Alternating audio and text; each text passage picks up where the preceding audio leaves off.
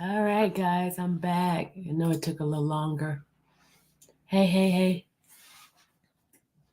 Okay, all right. Sorry it took me so long. I was trying to get me some more tea done. And then you see, I need to go get my tea because my voice is starting acting funny again. It's acting funny. Can you hear? You can't even hear me clearly. Oh, hold on. All right, let me start by playing the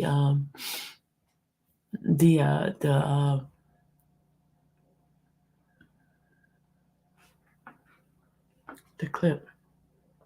Hold on a second.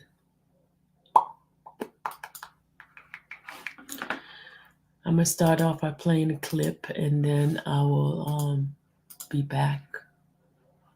All right, I'll be back.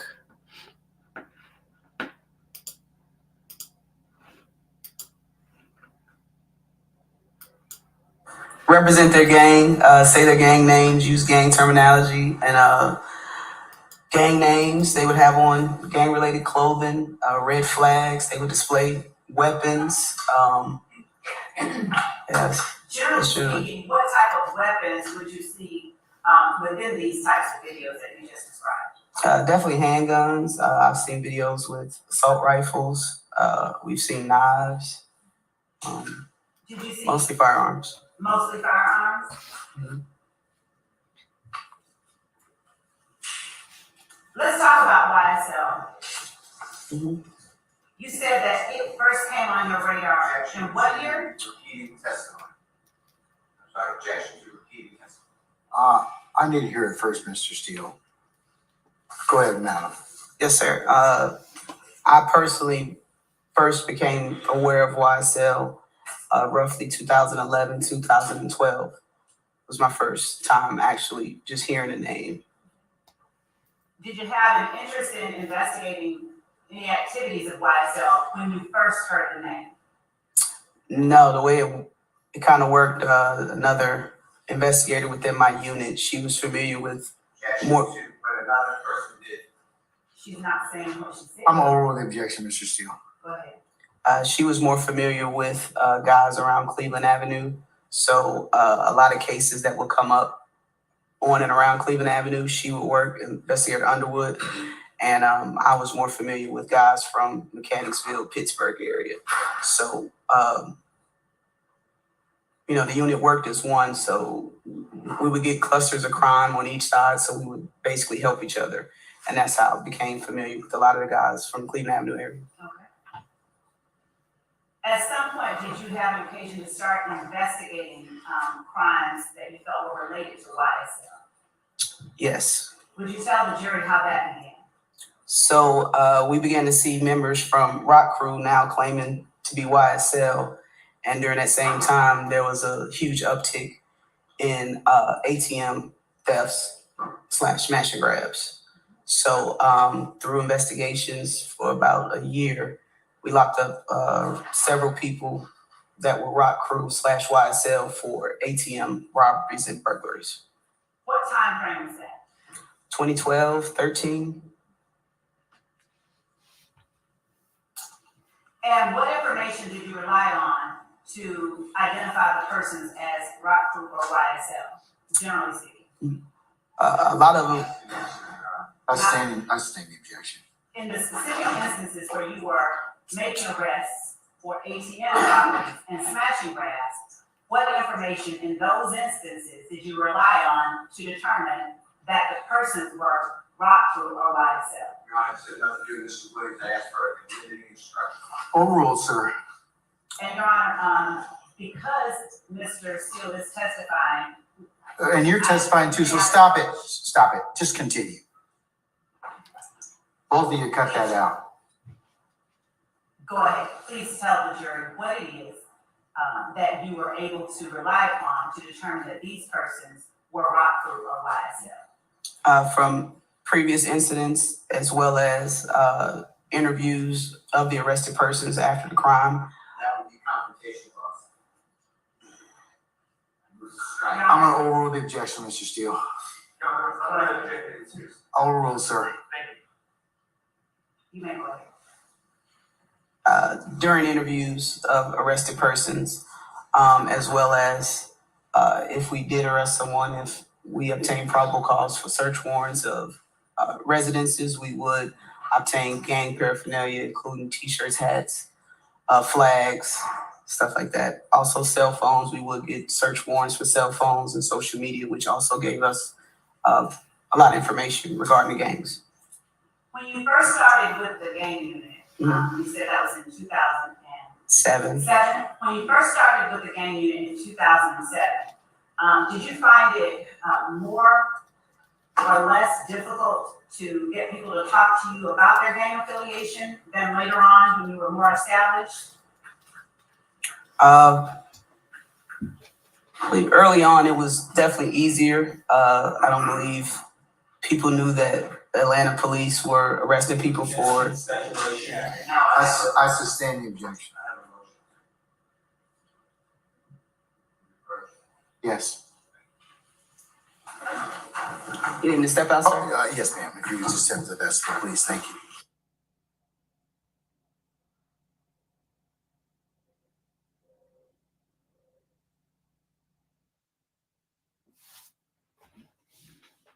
All right, they're about to have a bench motion discussion right now. And as you guys know, I don't know what the discussion is all about, but this is done to be out of the ear sight.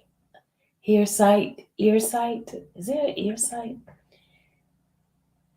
Of the jurors.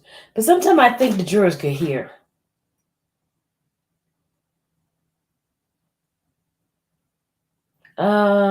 Sylvia, I wish I would have saw your face when Adams called her out. Oh, I think I might have a let me see. I think I might have a clip of the faces. I think I might have a clip. Hey, Michael.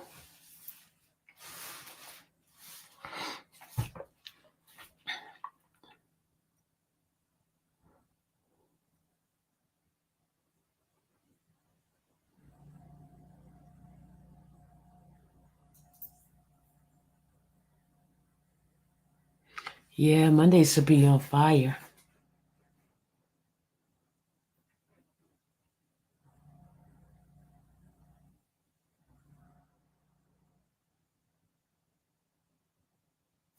Monday should be on fire, y'all. It should be on fire, seriously. And I'm going to get there real early. Yeah, I think I should just go ahead on and see if they can.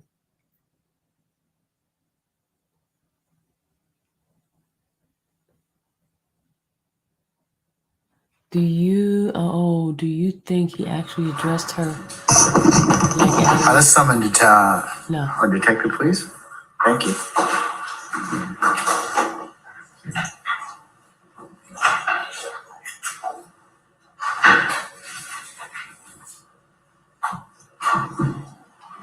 Hey, Emperor.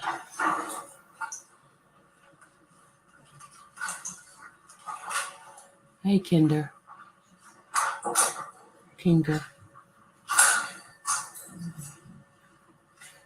What's up, Miss Sylvia? The defense has something cooking for Monday. Yeah, I think they do. You can still smiling, y'all.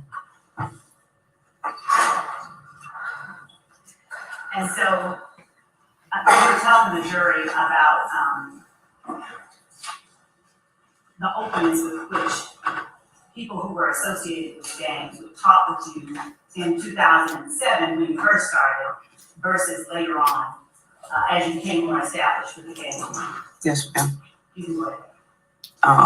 Yes, something should be said about them. Back in 2007, as I stated, witnesses. it was a lot easier and people spoke more freely about their gang affiliations. I don't believe they really thought they were considered gangs. I'll sustain that objection. Was there a particular targeted effort to investigate gangs and gang activity in the city of Atlanta back in 2007? I stand the objection. What led you to believe that people were more willing to talk with you when you first started versus later on? Objection, Your Honor, still speculation. I'll allow it. Overruled. The gang unit really weren't arresting people for gang-related charges. So the robberies and the murders and all that stuff was still occurring, but people within the community hadn't seen the gang charge being used. So a couple years after my arrival to the gang unit, we really began a focus of attempting to utilize the gang charge once an understanding of the actual law and how it worked and what was needed to successfully prosecute a gang charge. Sorry, I'm sorry, sir. Objection to, once you understood the law and know how to successfully prosecute. Your Honor, this is her personal knowledge that she is speaking about, and her personal credibility is something that the jury has to weigh.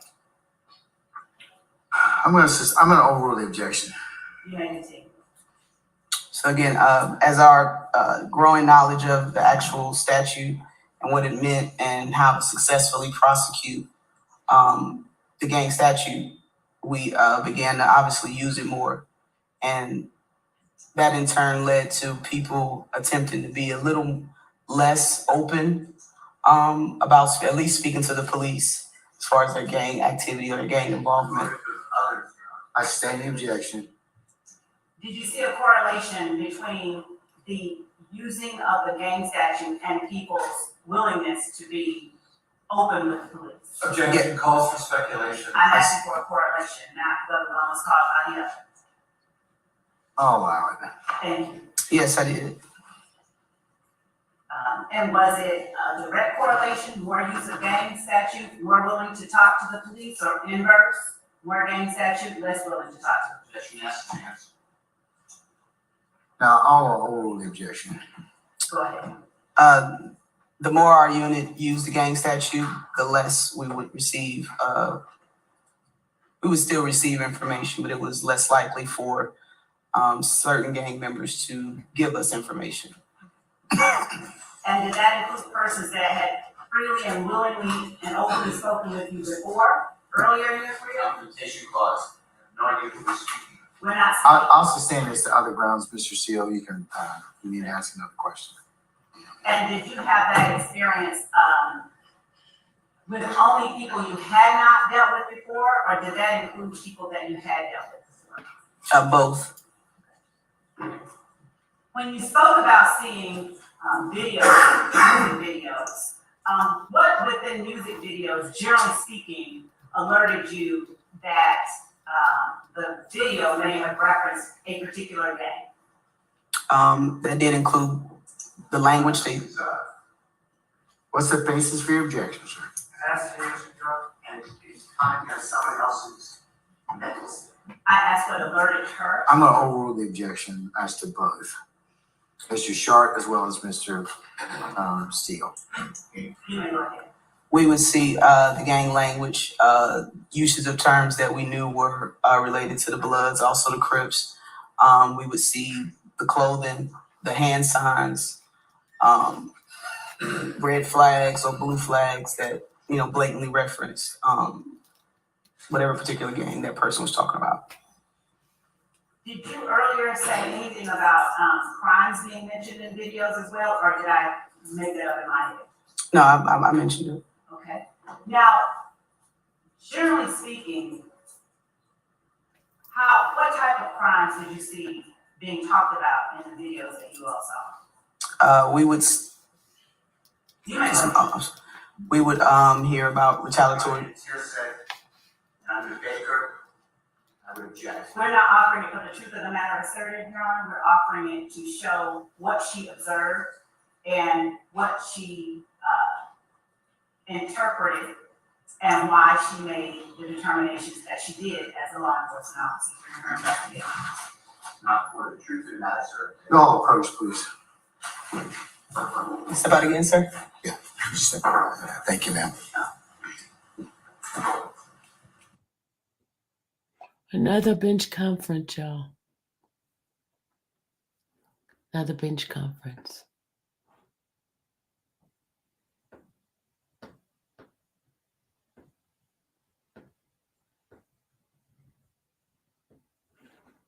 While they doing that, I want to show y'all something. There was a newspaper article that talks about. I'm gonna stop this for a second, y'all. Hold on. I'm gonna pause it for a minute. I'm gonna bring up the newspaper article, and you'll get a chance to see a picture of Gaither in a different setting. Just 1 second.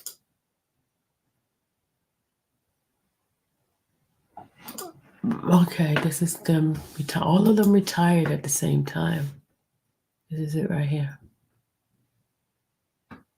This is her right here. See her right there? And that's Dennis. They both was decorator of Detective of the Year. They both did it at the same time. Investigator of the Year. You see them? That's 2015.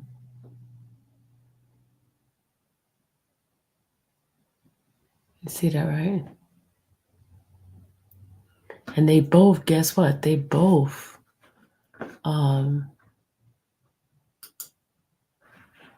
they retired in August, accepting a job. She went back to Dennis went back to St. Louis, and Gaither was working at Hawks. And guess what? Guess who got Gaither the job at Hawks? Valquez, because Valquez owned the security company that has a contract with the Hawks, with the stadium. All right, sorry about that. I was just giving you a tidbit. 411. All right, here we go. They still on bench conference. You can't hear because bench conference are muted during this time in the courtroom. And we don't know what they're saying.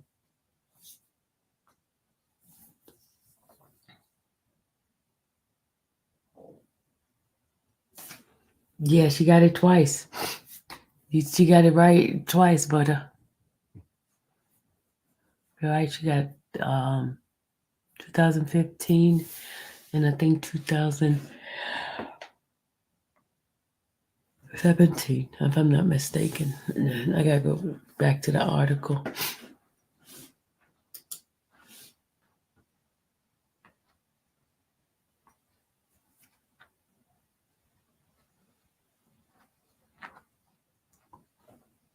They walked out.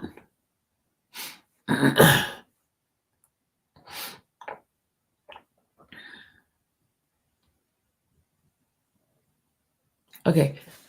She became Officer of the Year 2013 and Investigator of the Year 2015.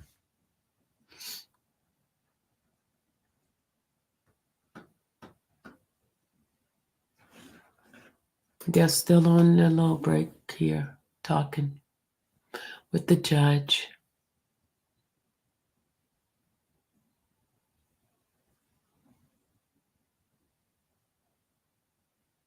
Is paying for snitches considered dirty police work? I always thought planting drugs or abuse, etc. Yeah, because you're not supposed to pay anybody for their testimony or anything like that. You're not supposed to give them money. Because that's one of the questions people ask. Did anybody pay you? So it is against the law to do that.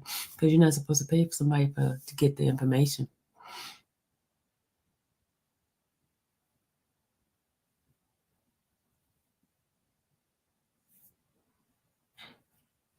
I keep hearing she lied, but I don't see the clip of her lying. I'm not saying she wasn't lying, but I want to see the clip. That clip. Which clip, Miss Shintu? Which clip of Love Lion?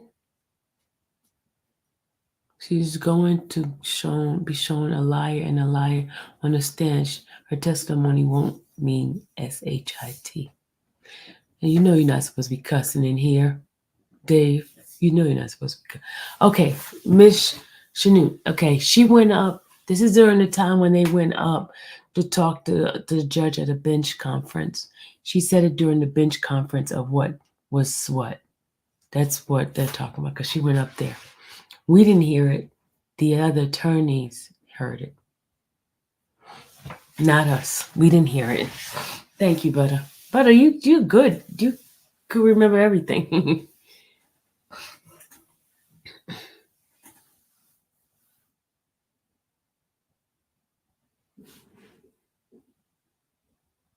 You're not, see, Dave, you're not supposed to be doing that.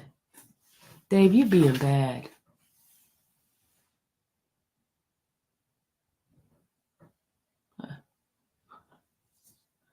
You sure do be on it, Butter. You be on it.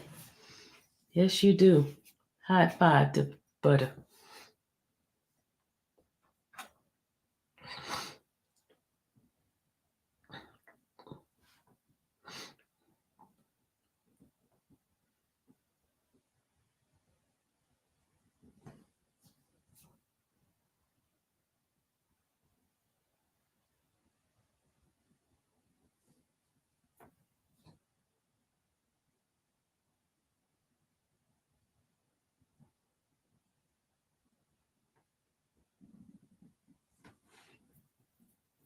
Oh, Nona shared a membership again. Thank you, Nona. Thank you. She's so sweet. Who's getting the membership?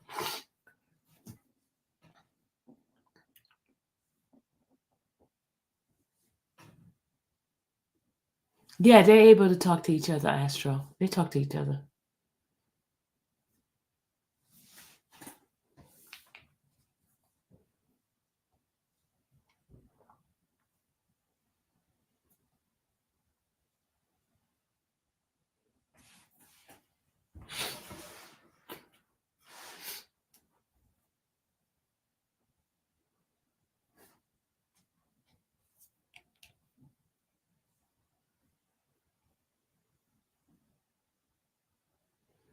I think the camera person forgot to turn up the yeah. Camera person forgot to put it up.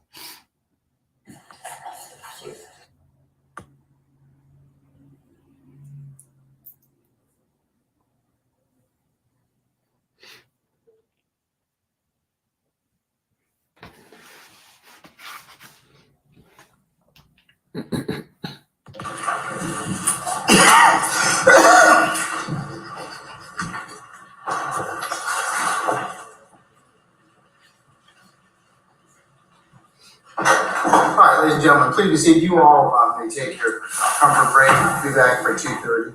Oh, now they're on a comfort break. Nona, you got one, Dave? Congratulations. Who else got one? Make sure you thank Nona for her blessings.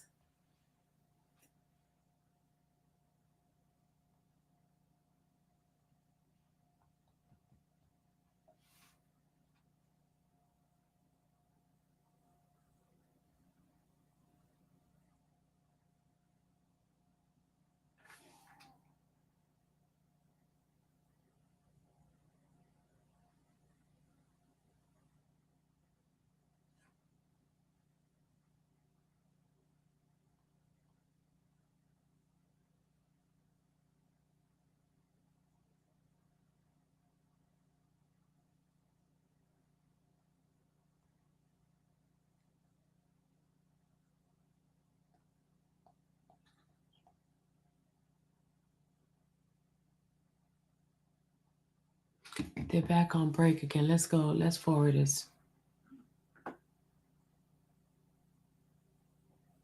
Look, that was not me coughing. That was somebody on the thing. You know what? Your screen is not frozen. Hold on. Let's go forward. Hold on. There we go.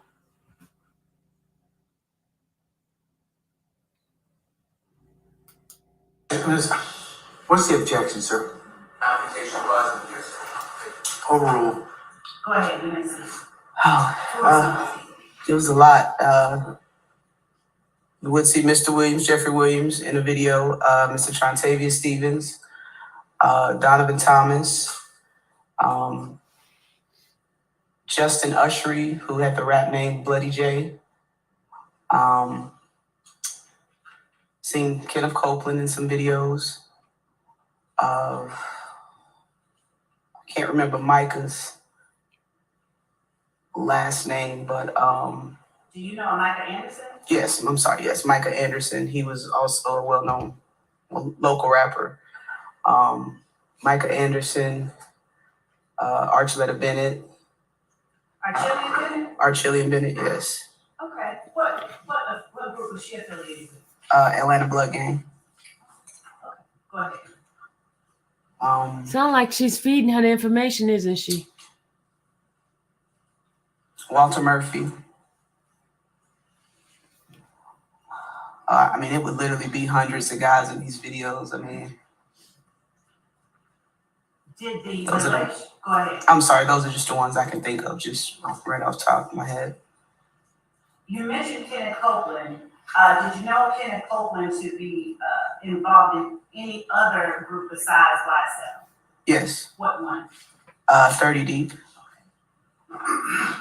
And what about Shannon Stillwell? Was he involved in any other group besides YSL? 30 Deep as well. And was Yes, Shannon he'll be Stillwell back and Monday. Kenneth Copeland involved with 30 Deep at the same time? Yes. Did the relationship, as you observed it personally, between members of the Atlanta Blood Gang and members of what later became YSL, did it remain amicable? After some time, no. At what point did you see the relationship between the two groups change at all? I first noticed late 2014. I saw members of ABG, If Gang go one way, and then the guys from YSL go their separate. YSL Rock Crew go their separate ways. So as far as when they fell out, I don't know. When I first noticed it, it was late 2014. When you say go their separate ways, please explain what you're talking about. The two groups, you would no longer see the two groups hanging with each other. You saw one, the ABG side, If Gang, they were a set of rappers, and then the other side were a set of rappers as well. But you wouldn't see them congregate in videos, hanging out at the nightclubs together. You just didn't see it anymore. So after you saw us going their separate ways between the two groups, at that time was YSL been established as YSL or Young Slide Life? Had they begun calling themselves that? YSL? Yes. Yes, ma'am. Other than a parting of ways, did you see any other interactions or relationship signs between the group ABG or If Gang and YSL? Relationships? Any I'm sorry. other signs of what the status of their relationship was, if that makes sense? Yeah, it appeared to be some sort of conflict or beef. When did you first see signs of conflict or beef between those two groups? The first time was obviously 2015 when a homicide occurred. But once the homicide occurred, we had to go backwards to kind of try to find a starting point. And that's when we found a bunch of police reports and incidents that occurred that we didn't know were related to. That would be confrontation clause, sir. Object. Overrule, sir. Go ahead, please. That we didn't know were actually related to the homicide. So an incident happened, but we basically essentially worked backwards to try to figure out the starting point. That homicide that you're talking about, who was it that was murdered? Donovan Thomas. And was that on January 10th, 2015? I sustain the question. All right, guys, I want to show y'all something else. Y'all know me. I'm always looking at stuff, right? All right, let me Smarts, take care of that person coming in here. No, I got him. I zapped them myself because they want to come in here with the mess. All right, let me show y'all something.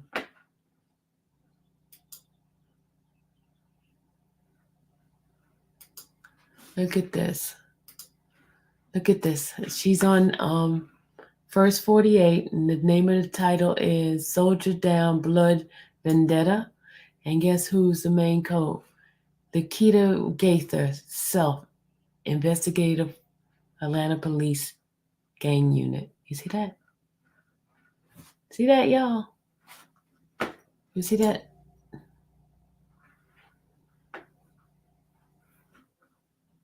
You see that, right? The name is Soldier Down Blood Vendetta. It says in Atlanta, a young father is gunned down in cold blood and at an abandoned car wash.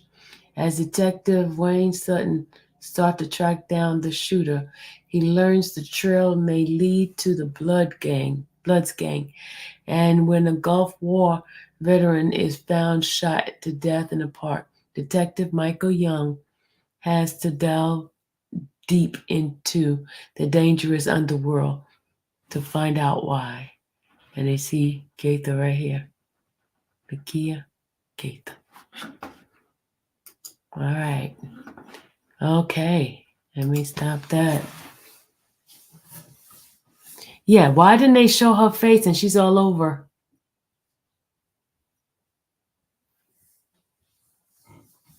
Yeah, she didn't show her face, but she's all over the place. On TV. As herself. Interesting. All right, let's go. We rephrase. What day was that? January 10th, 2015. And what was it that caused you all to start looking back? What happened that got the gang unit involved? Objection as to the history and relevant circumstances. Overruled on both bases. Let's start with what got the gang unit involved. We were immediately notified I have of the crime homicide too. of Donovan Thomas the night that it happened, just based on his involvement with Inglewood family Bloods. What was Donovan Thomas's involvement with Inglewood family Bloods, to your knowledge? To my knowledge, he was a ranking member of Inglewood family Bloods here in Atlanta.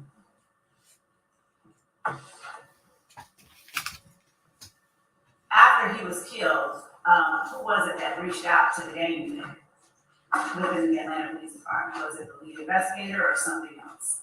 Homicide unit. Say, sir. I'm sorry. Overruled, sir. Go ahead. The homicide unit reached out the night that it occurred. And was it one of No, the ones that jurors they doesn't reached know. out to, or was it just the gang unit in general? No, the juror doesn't I know. was one of the ones that the lead investigator Thorpe reached out to. Were there any other members of the gang unit that homicide reached out to? They knew investigator Dennis and I were partners, and we worked really close together. So investigator Dennis was also notified. You said that Donovan Thomas was a ranking member of the Inglewood family Bloods? To my knowledge. What does it mean to? Hold on. I sustain the question as to form. What does it mean to be a ranking member of a gang? That you have some level of authority within the gang.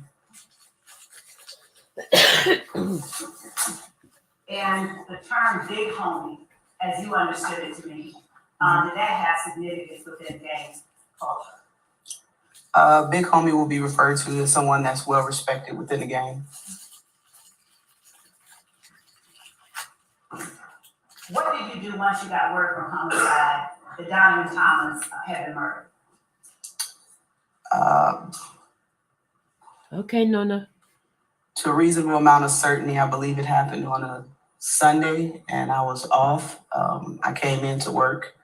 There was a witness there, I guess, telling his side of the story to homicide, and he had requested for myself, investigator Dennis, to come in.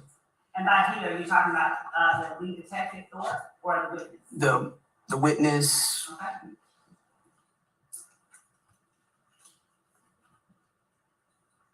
Do you recall where it was that Donovan Thomas had been murdered? In other words, what area of the city?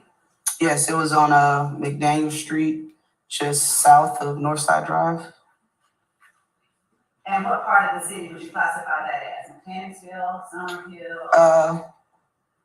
It was more or less on the lines of Castleberry Hills, but it's just on the opposite side of I-20, which separates Castleberry from Mechanicsville. And the person who came forward on the night that Donovan Thomas was killed, without saying what they said, who was that person? Kenneth Copeland. Did you and Dennis speak with Kenneth Copeland that night? Yes. Did you all speak with him later on, again, about similar matters? Your Honor, Without talking about what he said? they felt that way, so we approached.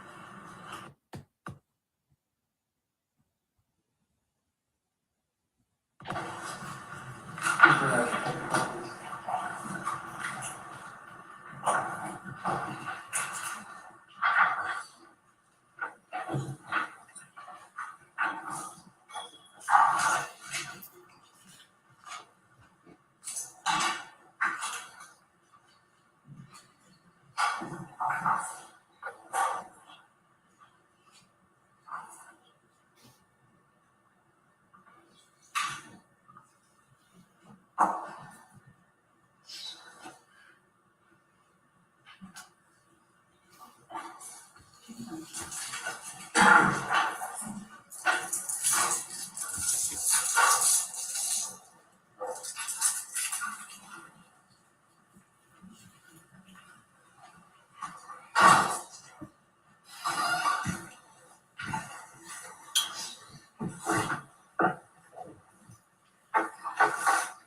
second case of when you were talking about the person that came forth the night that Donovan Thomas was murdered. Yes, ma'am. Lieutenant Copeland.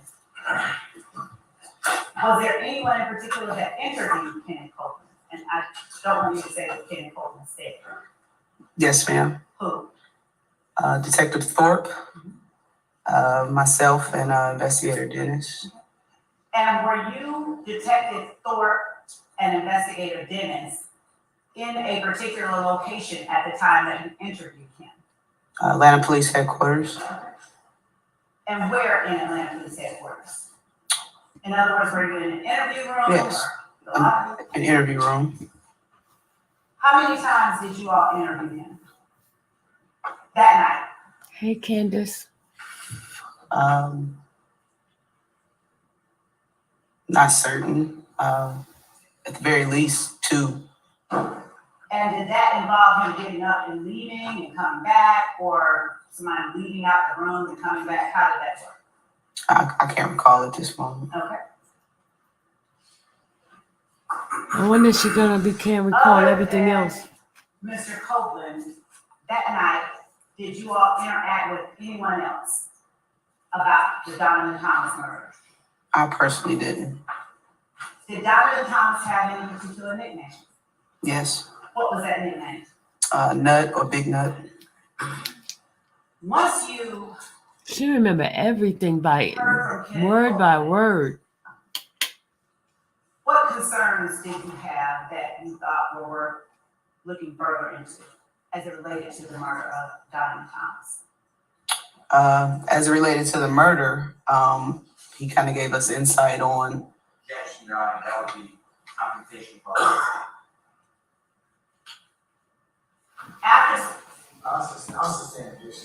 After he came down, Mr. Copeland, what did you all set out to do as it relates to the investigation of the Donovan Thomas murder? What did you all do specifically? I mean, no. Specifically for the murder, Investigator Thorpe was the lead detective.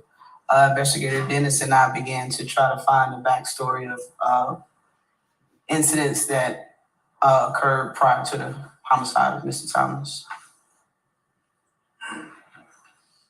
Was it only you and Dennis that were going back looking at incidents that occurred before Donovan Thomas was killed? No, there were other members within the gang unit. That was the hot case that was going on. So there were other members within the gang unit. And when you said that was a hot case that was going on, were all of the gang unit members working on that case during that time? Yes, ma'am. Were all of the gang unit investigators and officers working on that case at that time? Not all of us. There was several of us working on the case. You personally, what did you do to start looking into the Donovan Thomas murder? What was one of the first acts that you did? After receiving some information, I began to look for calls for service, which are 911 calls placed, I believe starting from October 2014 up until the date of Mr. Thomas being killed, which was January. Was there a particular area that you were looking for 911 calls related to? Yes, areas that were told by us, by Mr. Copeland, as well as known shooting locations from previous police reports or crime analysis reports. And how far back did the shootings that you were looking for go as it related to January 10th, 2015? How far back? Did the shooting incident that you were looking at start in October of 2014? Yes, ma'am. Did you look for any shootings before October 2014? That was my starting point, was October.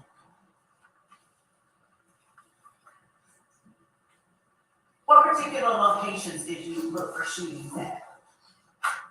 Like address-wise or business-wise? There were locations that Mr. Copeland gave us that we looked up. Apart from anything Mr. Copeland said, after speaking to Mr. Copeland, incidents related to what particular locations? And let me be clear. Are you familiar with Club Crucial? I am. Where is Club Crucial located? 2500 block of Donnelly Holloway Parkway or Bankhead Highway. What kind of business is Club Crucial back in January 15, 2015? It was a nightclub. What were its hours of operation? I'm not certain, but it was open at least until 2:30 a.m. Was it open every day of the week? She's not certain. She didn't say that she was. I'll Was it open every day of the week? To the best of my knowledge, it was. Did any special events like fights or things like that happen at Club Crucial? Yes. And what type of special events occurred at Club Crucial? Monday nights were fight night, which was two ladies would get in the ring and box. Did that event draw patrons from groups that you were already familiar with? Specifically, did that event draw patrons that were members of YSL? It did. Did that event draw patrons that were members of IFA? It did. And how far back were those fight nights happening in October of 2014? They were. To your knowledge, did IFA members and YSL members appear and go to those clubs at the same time, those fights at the same time? Objection has been answered. And basis of knowledge would be compensation clause. I'm going to sustain, Mr. Weinstein's objection. Were there ever times where YSL members and IFA members were in there at the same time? How many days? We're off on Friday this week. We're off on Friday. And I think it might be Thursday too, but I'm not 200% When sure. were IFA members and YSL members there at the same time? The popular night was Monday nights. Was there any particular name for that night? Yeah, I want to also show y'all something.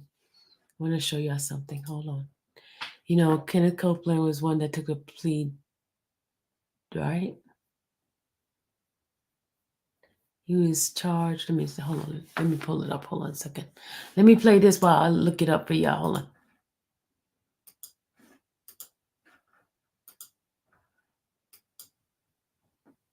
I hate when this thing does this to me. I just want to show y'all something and they want to act up. Come on now. Fight night. Thank you. And what was it that you looked into that occurred in October 2014 that you felt had some significance as it related to the Donovan Thomas murder? Shots fired calls, aggravated assault shooting calls, any type of damage to property calls caused by gunfire. Did you find any from October 2014? Yeah. Compensation clause. There were no statements made, Your Honor. We're asking if you found any calls made from that day. That's it. Oh, Go ahead. With a reasonable amount of certainty, we did. You mentioned damage to property calls. What type of damage to property? Damage caused by gunfire, damage to whether it was a vehicle or a house. Were these instances where people were actually shot? Those first ones that you were looking into? compensation clause, sir. Your Honor, I'm not asking you. You may answer. No, if a person was actually shot, it would be classified as a aggravated assault if they live, but this was just if no persons were injured, it was just the damage to whatever property. Did those damage to property calls that you began looking into after the Donovan Thomas murder had any connection with the damage to property calls that you talked about yesterday that you began looking closer at once you gained a better understanding of certain gang activity? I'm sorry, can you repeat that? The damage to property calls that you found when you started looking into the Donovan Thomas murder, had they been investigated? No, they hadn't. And was there more than one damage to property call? In other words, was there only one shooting at a house, or were there multiple shootings? No, ma'am, there were at the very least 10. And what time frame had these shootings been reported? From October up until January the 10th. October 14th to January 10th, 2015? October 2014 up until that time frame of January the 10th. Where were these cases when you started looking for them within APD? How was So that, where how were was they? it handled? They hadn't been, they just were reports generated that were in central records. Had an investigator been assigned to them? No, Had they been generated from 911 calls? correct, Had ammunition been collected at these sites? there was. Some of them, yes. And was the ammunition consisting of shell casings or anything like that? Yes, there was. Were these places that have been damaged, were they homes of people who lived there? Yes, residences, single-family homes, apartment complexes. Officers would respond to the calls, collect shell casings, and later on is when we found the nexus between a lot of the shootings because the shell casings were matching different scenes.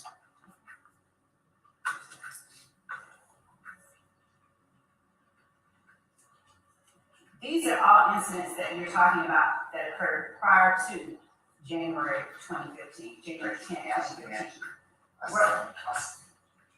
Were there any property damage calls that were investigated related to the Donovan Thomas murder that occurred after January 10th, 2015? Yes, Do you know how many? there was a lot. Roughly the very next day after Mr. Thomas's murder, we began to get drive-by shootings left and right. I mean, they were coming in at a very high speed. Okay. And did the drive-by shootings involve anyone associated with either YSL or IFN? That would be communication clause. Your Honor, I'm not asking what you want to say. I'm sorry, this is sir. Yeah, As you investigated these shootings, were the persons involved associated with either IFN or YSL? the victims, or Both, just in either capacity? yeah, we would see residents of both sides, YSL and IFGANG, their family members or friends or locations where they were known to frequent. We would see retaliatory shootings at both residents. We would also receive shooting calls of the wrong residents, which was directly next door to a location that we knew to be involved with a YSL or YFN, or IFGANG member. So there was not only just those people, but there were also people that had nothing to do with regular citizens whose property was being damaged. During the time that you all were looking into the Donovan Thomas murder, were you all looking at any social media or anything like that to get more intelligence about the two groups you were investigating? Yeah, we were. What types of social media sites were you looking into during that time? Mainly Instagram. There was some Twitter. I'm not super familiar with Twitter, but my main tool was Instagram. And without getting into the specifics of what any one particular post said, did you find any information that you were able to then use in your investigation on these social media sites? In relation to the actual murder or all of the events occurring around the murder? In relation to the conflict between If Gang and YSL? Yes, we had posts from both sides that, just Generally speaking. Rule, sir. I didn't hear your objection. I'm sorry, that's the evidence rule. I will And here's it. overrule. You can tell us your. there were posts from both YSL and also If Gang disrespecting each other online.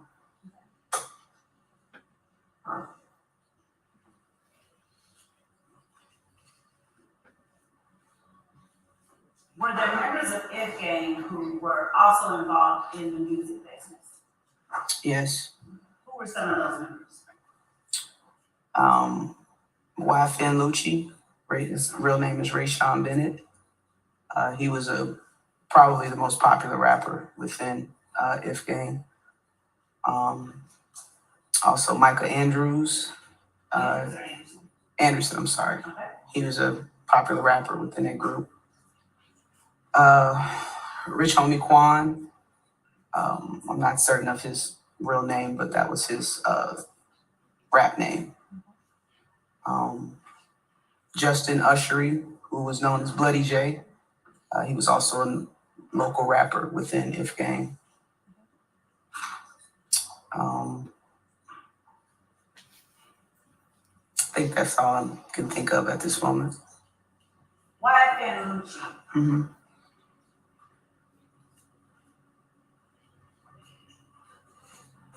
Do you know what his mother's name is? I know her as Miss Pretty. I can't recall her real name. Does the name Frida Reed? Yes, Frida Reed. Okay. Do you know whether or not any of the property damage incidents that you looked into following the death of Donovan Thomas involved the home of Miss Frida Reed, or Miss Frida, as you call her? Competition clause, Your Honor. Your Honor, I'm not asking for him what anyone said. I'm asking whether she investigated. Go ahead. Do you know whether or not any of the property damage calls that you investigated following the murder of Donovan Thomas involved the home of Frida Reed? Yes, her home was targeted several times. By targeted, how do you know? There were several shooting incidents that occurred at her home.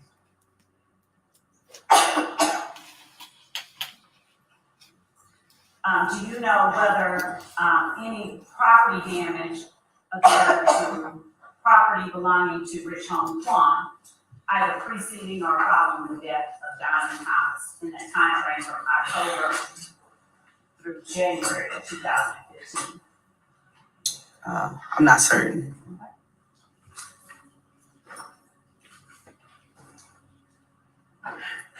Was there any type of concerted investigation started by the Atlanta Police Department as a result of the murder of Donovan Thomas? That is asking answer. I stand. Did the Atlanta Police Department work with any other agencies to begin investigating the murder of Donovan Thomas? Yes, we did. What agencies did you all work with? The U.S. Marshals Service.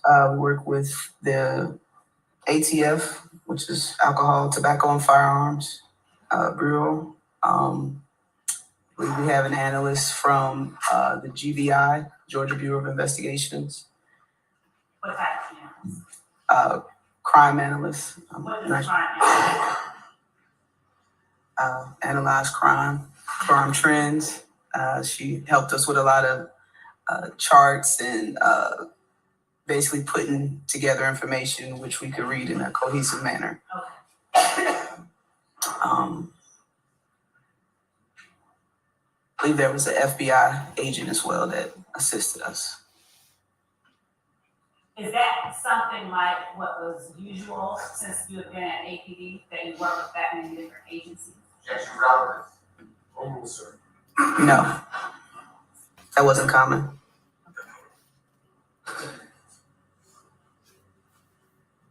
What type of assistance did ATF, U.S. Marshals, GBI, and the FBI give in the investigation of the murder and ensuing events surrounding the murder of Donovan Thomas? Objection, Your Honors, compound question. Also relevance. I'll overrule Mr. Steele's objection. I'll sustain Mr. Matthews' objection. What kind of assistance did you get from ATF in investigating the murder of Donovan Thomas and the murder of Donovan Thomas? Yes. The ATF definitely assisted us with analyzing shell casings, which were placed into NIBIN. So when a shooting occurs and we recover any type of ballistics evidence, the ATF kind of spearheaded our progression with getting the results back in a faster manner. So that was their main focus, was the ballistics evidence, and also if a firearm was recovered, getting analyzed reports on those. Do you know how many shootings that you investigated following the murder of Donovan Thomas that you felt were related? Objection to her feeling, speculation. That you believe based on your investigations?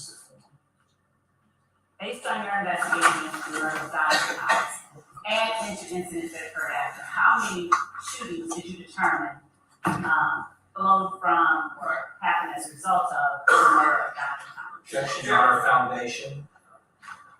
You have also speculation. I'll sustain the objection. Sure. What did you do to investigate the shootings that occurred after Donovan Thomas was murdered on January 10, 2015? What types of things did you tell the jury? Well, during the investigations, we obviously attempted to find surveillance video. The ATF assisted with NIBIN reports to try to link certain scenes with each other. We did numerous cell phone dumps, search warrants of residences, vehicles. We made a lot of arrests, interviewed a lot of witnesses and victims. I think that's about it. I'm social media, search warrants for direct messages and also posts. During that time that you were investigating the murder of Donovan Thomas, did you investigate personal fights between members of YSL and members of IFA? Personal fights? Individual conflict. To some degree. And were there individual conflicts that you learned of during your investigation into the murder of Donovan Thomas between members? Sorry. Learned of the hearsay and the competition. That you investigated? Can you say the first part again, please? Were there individual conflicts between a member of YSL and a member of IFA that you investigated during your investigation into the murder of Donovan Thomas? Yes. Who were the individual members that you investigated conflict between? One in particular was between Mr. Kenneth Copeland, aka Woody, Lil Woody, and the other one was with Kelvin Watts, known as Shell Kel. Kelvin Watts was a member of If Gang and Woody YSL. When did that conflict occur? As far as I know, 2014, late 2014, that was kind of the start of all of this, to my knowledge. So late 2014. Did any other members of YSL get involved in that conflict that occurred with Kenneth Copeland? You're saying, in speculation. I'll sustain this.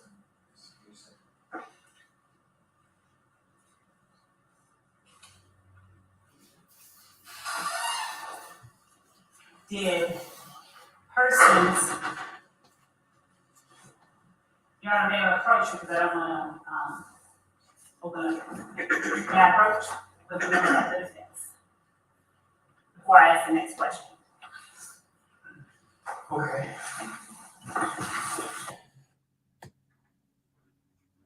You're muting it again, y'all. While they're doing the muting, I wanted to show you guys something.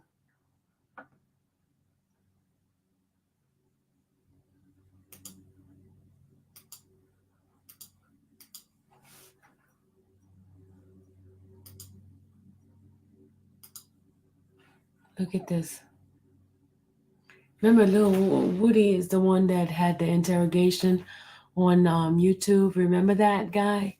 He's the one that had the interrogation. But look, on the 2021, his girlfriend, who is a police officer, one of the officers at Rice Street, South Fulton officer charged with tampering with evidence against his boyfriend, right? And this is her. It says Fulton County tampering evidence against her boyfriend, and this is Woody right here. Official says Kenneth Copeland was under investigation as part of the operation targeting drug dealers and gang members in the metro Atlanta area. On October 27, officers stopped Copeland and found a gun inside the car, and he was driving. Copeland was charged with possession of a firearm by a convicted felon. In their investigation, officials said they learned that Copeland was driving a vehicle owned by his girlfriend, Aaliyah Jackson, an officer of the South Fulton Police Department. As part of the investigation, Jackson was charged with tampering with evidence and violating her oath of office for allegedly concealing information about Copeland. She was placed on administrative leave and resigned before her arrest on October 29th. We hold our officers strictly accountable for upholding the law in our city as well as their oath of office. South Fulton police officer Keith Meadows told Fox 5, our action in this case sent clear message that anything less is not tolerated. All right, so there it is. Copeland had his girlfriend working. She was hiding information having to do with his case.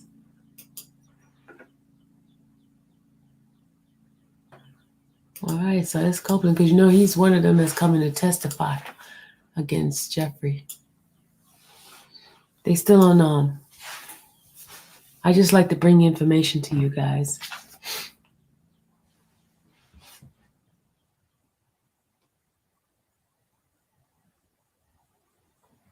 You said your messages are getting deleted. I see your message. David, I bet she got to jump before she pushed and brought the department to dispute. No one have her back if she brought the heat on her buddies. No, Dave, I see your messages. Sometime YouTube will remove the message because I have certain words omitted from my my page. So if you put something in there that's not easy, it'll take it off. It'll take it off before any of us see it.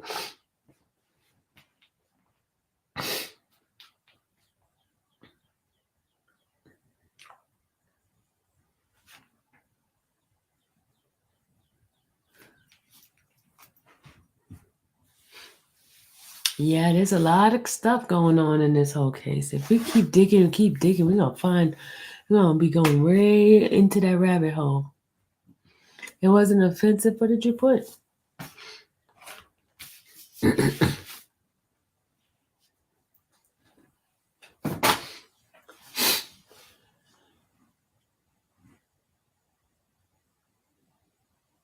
Right. They're going up. Let's see if we hear. Let's see if we hear anything. I'm starting to get stuffy now. It's nighttime. It's starting to get stuffy.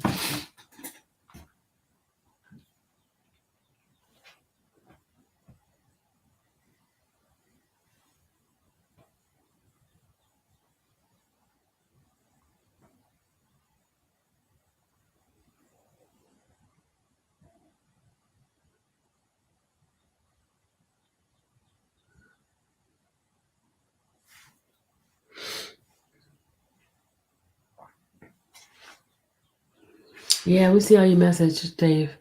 So is Adam still? It's Adam. Adam is going to cross-examine him.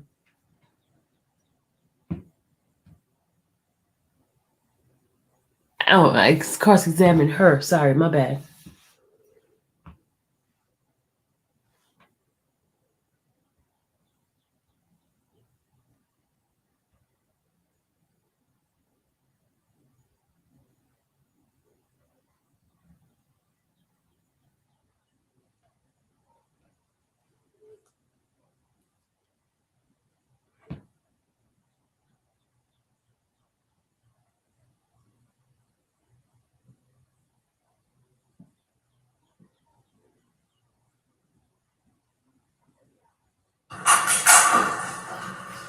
They're back.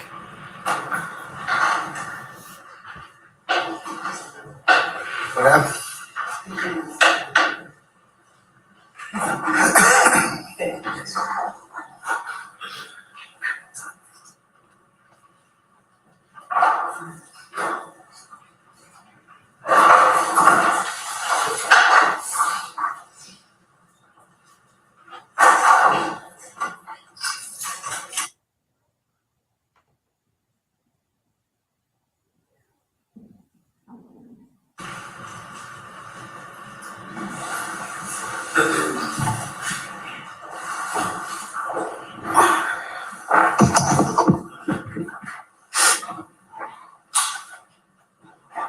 Were you able to personally confirm, with the YSL member involved, a YSL member involved, that conflict actually occurred? Communication clause in here say so. I'm overrule the objection. Yes.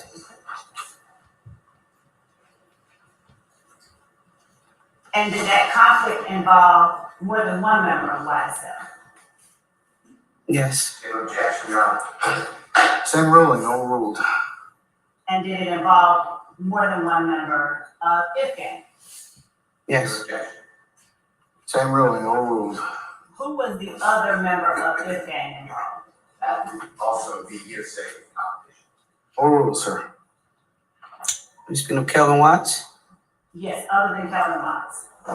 Was Justin Usher involved? Objection repeated. I stand in this to form. Who else was involved that you know of? The initial beef, I believe his name is Victor Meadows, Rayshawn Bennett.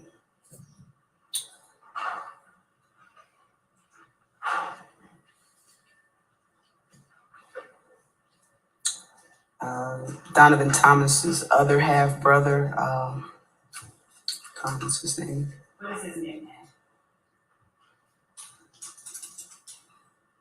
I can't think at this moment, but Marquavius Is it Curtis? Curtis, yes. Is he also called Greedy? Greedy, Very good yes. question. Is he also called Greedy? Yes, Marquavius Curtis, aka Greedy. Okay. Uh-huh. So I can think of at this moment. Okay. How long did this investigation into the conflict between Young Slimelight and IFGAN last? And I retired in 2020 and it was still going on. What did you say, the last part? I retired in 2020 and the conflict was still occurring at that time. What were you able to see personally that caused you to say that the conflict was still going on? Shootings and incident. I object if that's not personal. I object. So, okay. I'll sustain this to form. Rephrase, please.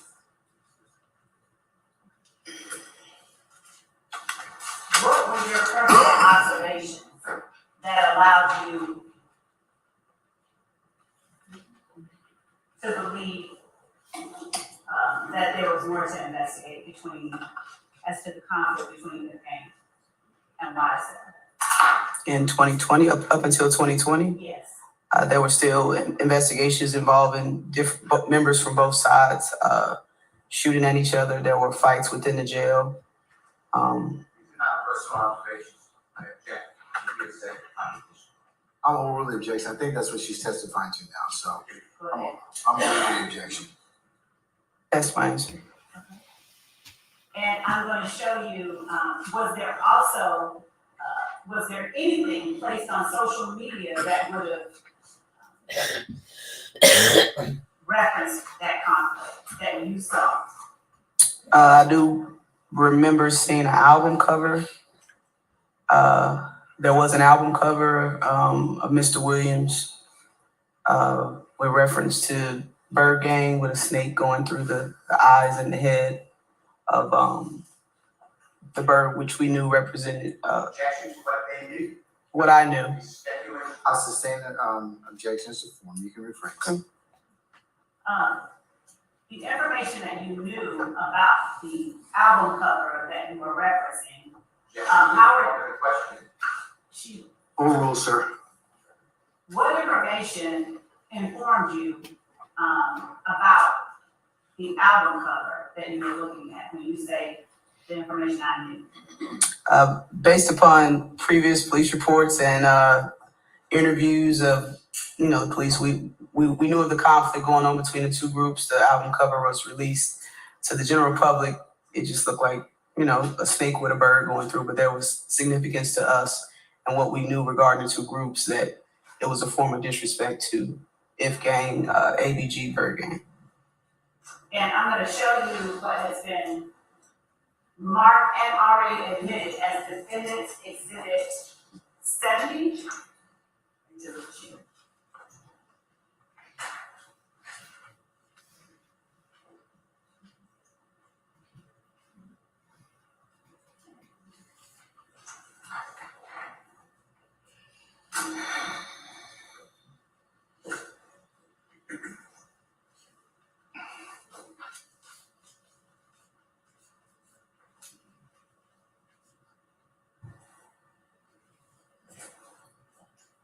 If you'll look on your screen to your left or over your right shoulder, are you familiar with, have you seen the exhibit that has been admitted as states, Defendant Williams Exhibit 70?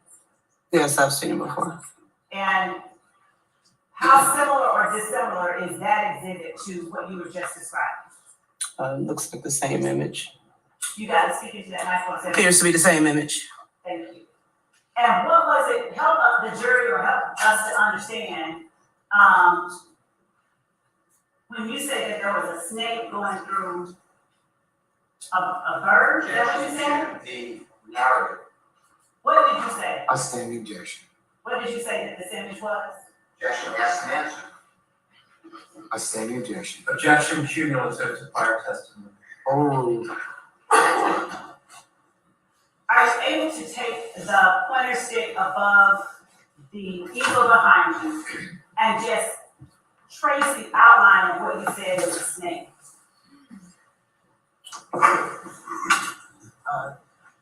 This green and black item here. Okay. From here going up, out to the head of the snake here. And is the snake alive or dead? Objection. Basis. Speculation. Overruled. Looks to be alive and well.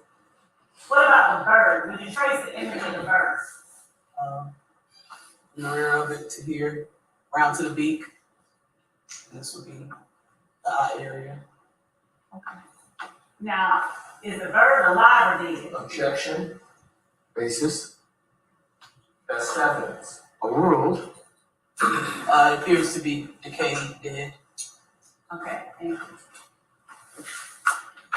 Now,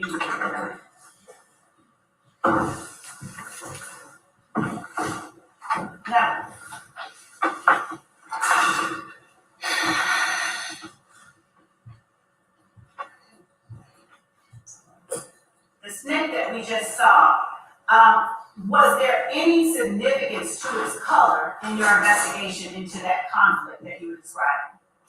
YSL members and associates identified with the color green, which represented slime. You talked about Rich Homie Quan. Did he do music as well? Yes. And did you know him at some point to do music with the defendant Jeffrey Williams? Yes. Was that prior to or before October 2014?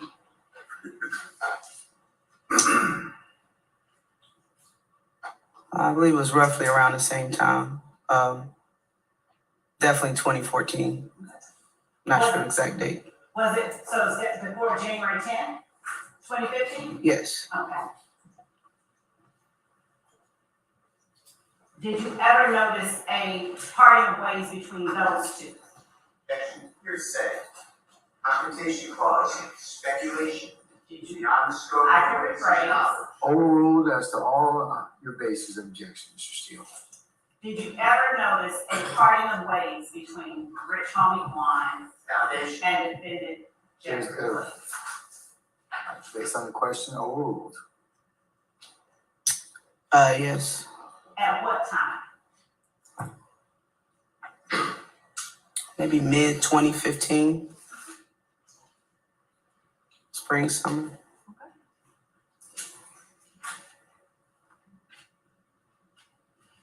What did you see personally that reflected that parting of ways?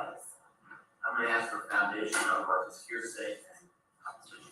I'll sustain the question as to form. You can rephrase. Did you personally observe signs of that parting of ways? They object. Overrule the objection.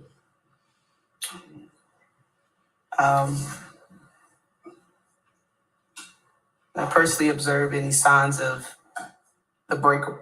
The parting of ways. Did you ever see them? Objection to witness not be allowed to answer the question.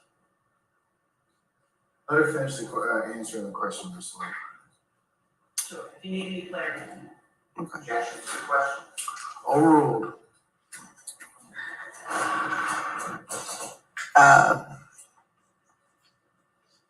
Myself and my unit, we were obviously monitoring both sides, the parties, including media outlets that made it known That of. would be hearsay. I would object to media outlets. And Your I'll Honor, sustain the objection. we're talking about what? Objection to speaking. Yes. She's responding to me, Mr. Steele. Objection to speaking. She's responding to me. Overrule. Sit down, please. The witness is testifying about what she relied on. What you elicited is speculation. So I'll sustain that, but you can rephrase it. Did you ever see the two perform again after that time together? Never saw, no Your foundation. Honor, Overrule, sir. did you ever see defendant Jeffrey Williams perform with Rich Homie Quan after that time? No, I didn't. When you spoke about seeing things in social media, were the social media posts that you saw always obvious messages to someone else? Or I sustain the question. was it always apparent, the meaning behind what you were reading? Same objection. I sustain the question. I'll rephrase. Have you heard references to have you heard references in YSL songs released by members of YSL, to persons who were a member of If Gang after the death of Donovan Thomas? That would be hearsay. It's conveyed. Your Honor, if she herself has heard it and can speak Uh, from I- her, I'll sustain the objection. You probably need to lay a little more foundation right now. did you begin to monitor, as you began to monitor social media, what did you see that, if anything at all, that referred to or related to conflict between YSL and If Gang? Call for hearsay. Overruled, sir. Yes, Stephanie. Overruled. Overruled, sir.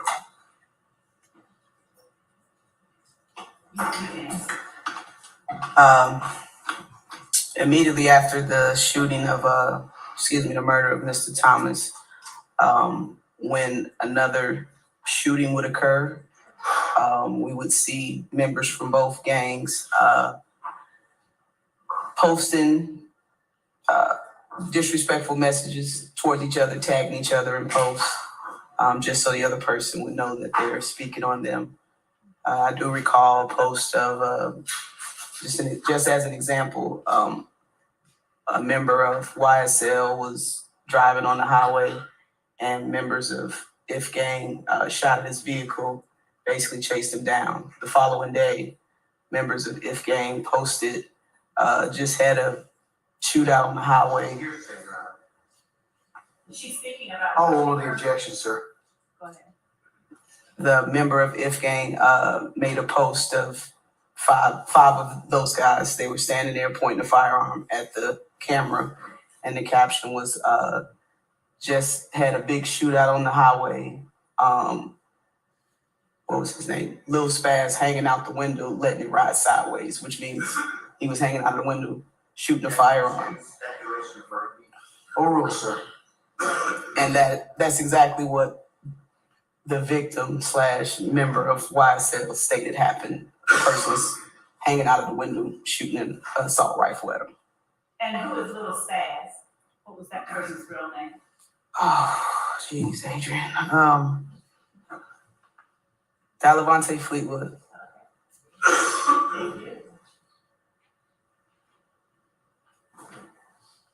Was If Gang called, did they still refer to themselves as If Gang further into? I sustain the objection, Mr. Form. I haven't finished this question. May I, Your Honor? Rephrase it, just what you're. Do you know whether If Gang referred to themselves as If Gang later on, past 2015? Or did the Atlanta Police Department recognize any other names that If Gang members began to call themselves?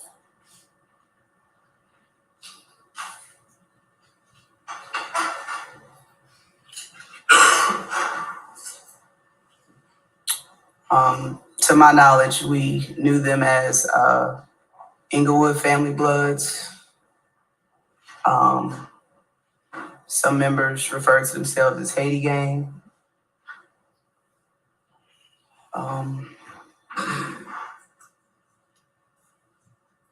Was there ever a time where you became aware of anyone calling themselves YFN as a group?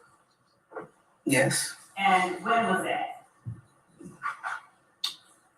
roughly 2016, I can recall. And what, were the members of YFN, first of all, was YFN a group that the gang unit classified as a gang? Objection to what the gang unit classified. Based I on, sustain that question, Mr. Form. based on your experience and your personal observations, was YFN a gang? That's beyond the jurisdiction. That's not. Mr. Steele, overruled. You may answer. Was YFN a gang? Yes, Yes. okay. Did it have a head as far as you could see?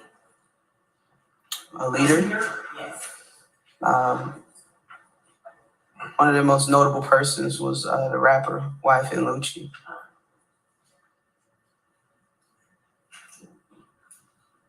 And have you investigated gang conflicts that spanned the size and length of time that the conflict between YSL and If Gang spanned since that time? Relevant. Overruled, sir. Um, Overruled. As I previously stated, I mean, to my knowledge, it was, I stand corrected. She was speaking, I had not asked another question. No, come on. Rephrase the question, that's fine. Okay, you go ahead. the beef hadn't stopped when I left the department in 2020, so I personally hadn't seen anything like it. It had not stopped. Yes, ma'am. During 2015, while you were looking into did you call it, did you think of it as a war, a gang war? Objection, Your Honor. I stand the question. During 2015, as you were looking into the back and forths between YSL and F-Gang, did you investigate crimes that were committed by YSL members against people besides F-Gang members? There was a significant spree of retaliatory shootings between the two groups. Were you at all involved with a shooting involving a young man by the name of Dexter Montgomery? Yes. How did you become involved in that shooting? Hold on one second.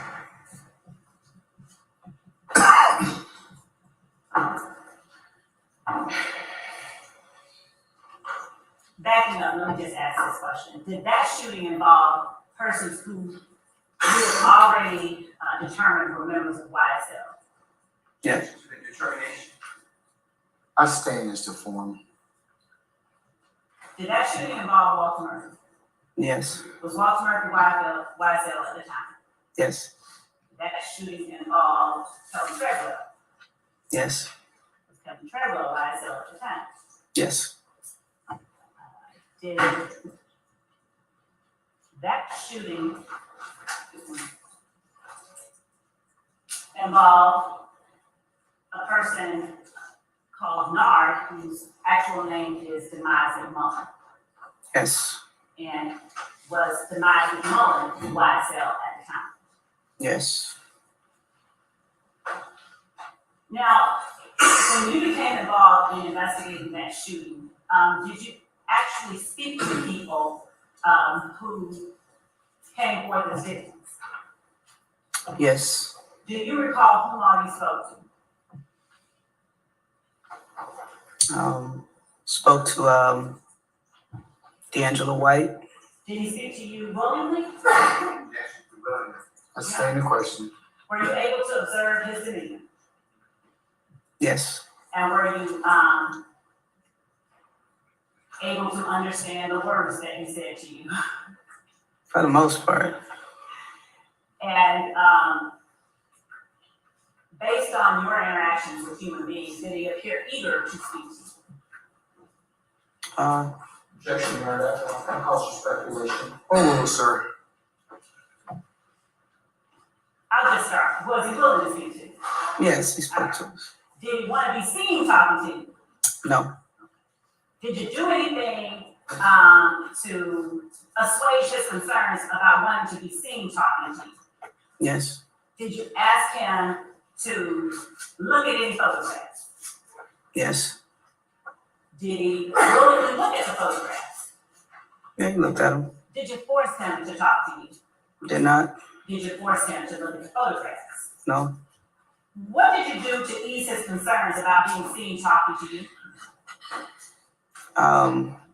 We first told him that we would pick him up at whatever location of his choosing, just so, no one would see him talking to the police. We were in an unmarked vehicle, so that was a major concern of his. He didn't want to be, seen talking to the police. So driving to his location that he chose as discreetly as we could. Like I said, we were in jeans and a t-shirt and an unmarked car.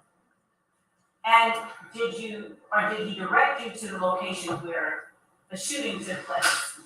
Yes. Did he direct you to the location where he had been prior to the shooting? Yes. And who was in the car with you when he was doing all that directing? Investigator Dennis and Investigator Edwards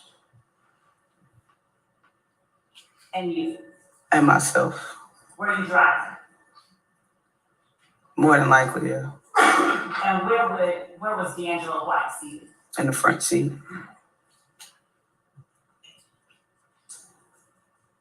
Before you had spoken to D'Angelo White, had you obtained any kind of footage from the gas station where he had been during the shooting? I did. And do you remember how it was that you got that footage? I requested it from the initial detective that was handling the case. I don't believe he gave it to me, so our Homeland Security unit got a copy of the video and left it on my desk. All right. I'm going to show you.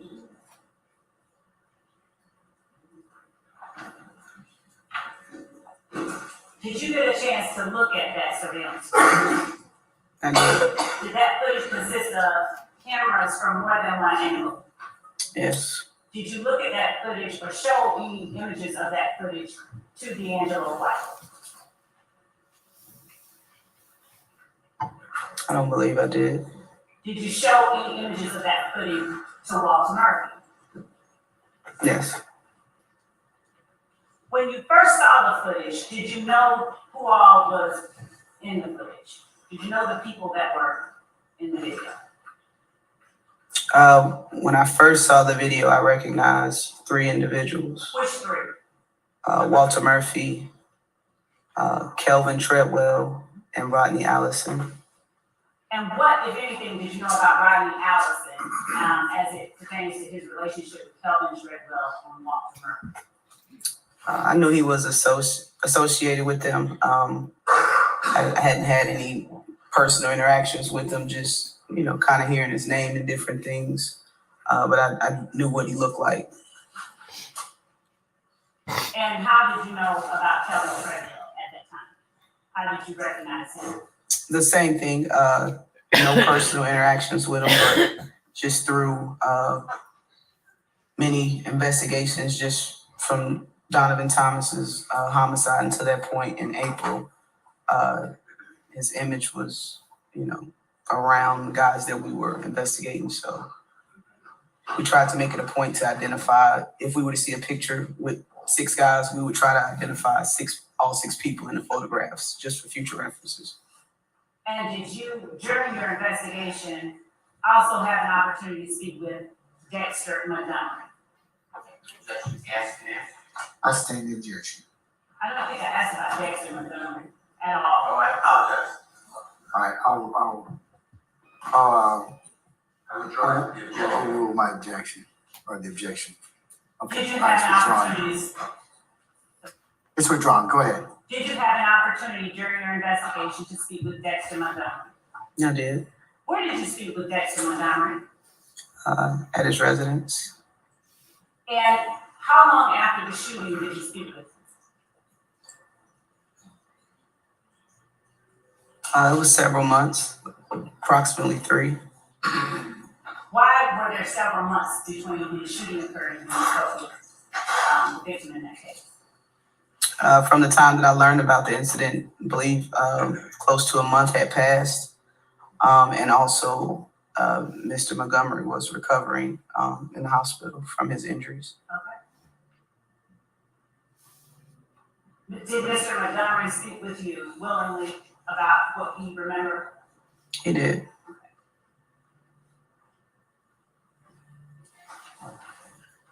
Who else, if anyone, did you speak with about this incident? Who were in the truck with Mr. Montgomery? The driver, Cornelius, I don't recall his last name.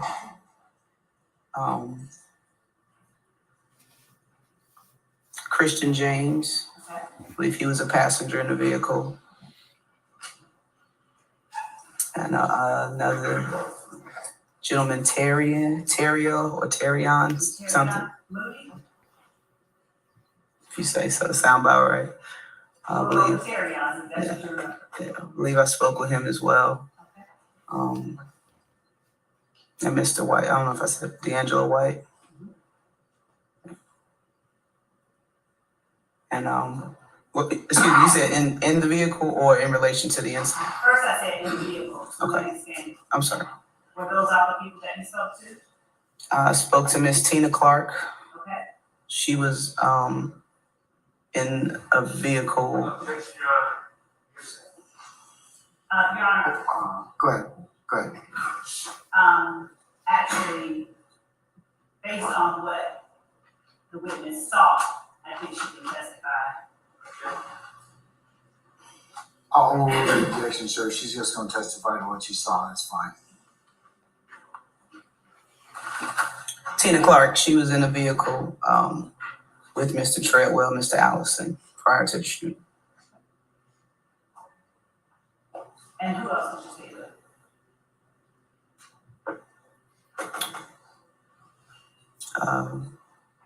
Of course, Walter Murphy.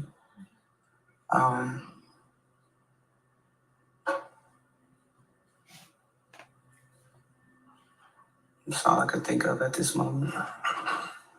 How many times did you speak with Walter Murphy? For this incident? Yes. 3. Did Walter Murphy tell you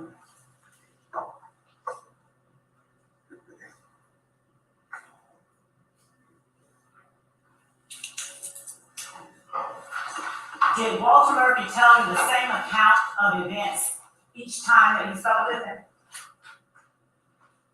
Some details were different, but for the most part, his story was rather consistent. When was the first time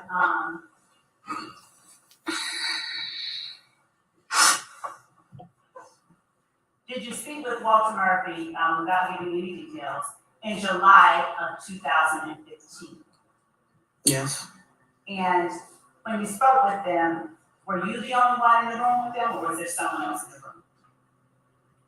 room? In July, it's myself and Investigator Edwards. Was that the first time that you spoke with Walter Murphy about this incident? Yes. And at that time, did you have the surveillance footage from the gas station that the incident sort of began at? Yes. And had you seen Walter Murphy by that time in the surveillance footage? Yes. What did you see as it relates to Walter Murphy? What did you see him doing in the video? I observed him exit the passenger side of a white Dodge Nitro. He exited the vehicle with a large assault rifle in his hand. He first went to the front door where Mr. Treadwell, Mr. Allison, and another gentleman, I'm unaware of his name, were standing. He was basically telling them to come outside, like waving to them to come outside. Mr. Murphy then ran towards the vehicle the victim, Mr. Montgomery, was in, and he was pointing the weapon at him several times. He will walk back to the front of the store, then he'll run back to the victim's vehicle, pointing the assault rifle at them. How many times did you see anybody from the victim's vehicle point anything at Walter Murphy? None. Was Walter Murphy the only one pointing guns at the victim's vehicle? He wasn't. Who else did you see pointing guns at the victim's vehicle? Demise McMillan, aka Nard. What kind of gun did Demise McMullen point at the victim's vehicle? He also had an assault rifle. Is there any other term you heard used to describe assault rifles? AKs, a stick, chopper. And the gun that Walter Murphy had, was it a handgun or chopper or stick? It was a stick, assault rifle. How many times did Demise McMullen point that assault rifle he had at the victim's vehicle? Your Honor, I'm gonna get best evidence rule. Oral, sir. Your Honor, the witness is not. Oral, sir. If it's the best evidence objection, it's oral. Okay, improper lay testimony. Oral, sir. Your Honor, what I'll do is actually withdraw the last question, and I'm gonna go ahead and show you. We're not gonna play this, we're gonna just pull up the first screen of defense. Stillwell Exhibit 9. All right.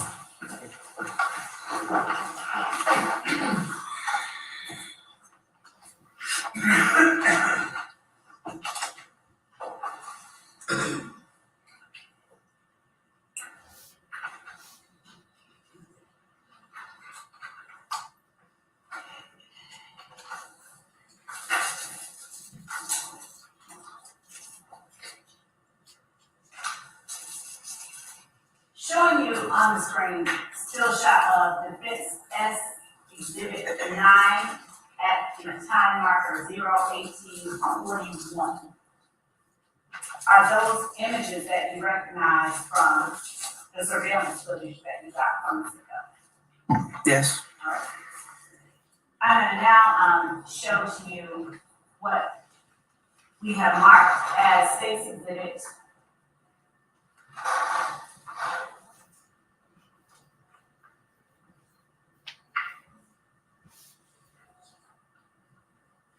100 Bravo Bravo, a copy of which has been provided to the defense multiple times, and on the thumb drive yesterday, but I will show them just so that they know what we're going to do, Sean. All right.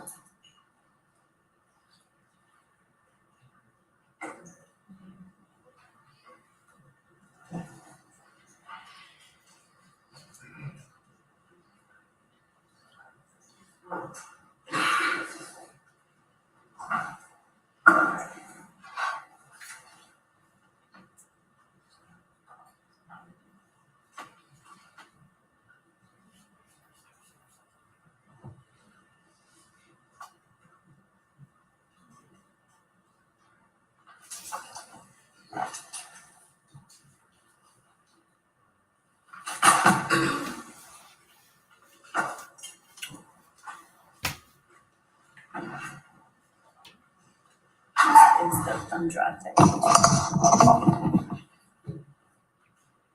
These are the files. Just the image. Yes. Is that what you're saying? Then this is how you got it. You all put that together. What I'm saying is.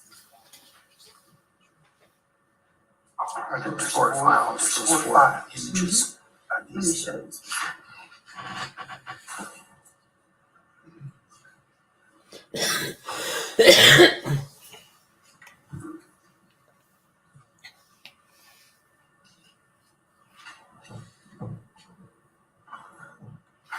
Me too, green eggs, no ham. I'm gonna go downstairs, get my tea. Go ahead, keep watching, y'all.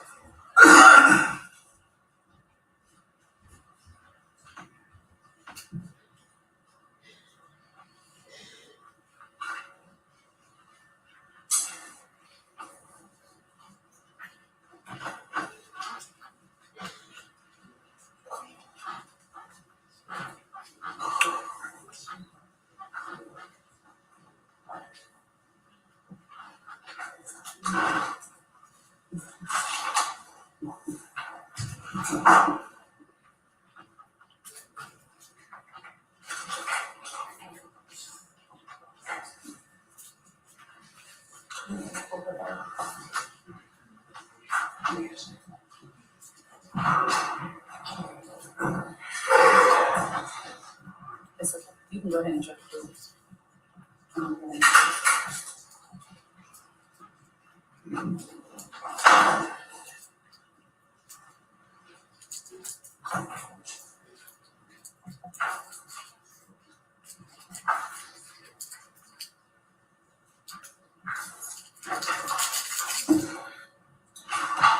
Councils, while you're doing that, ladies and gentlemen, I have it on good authority.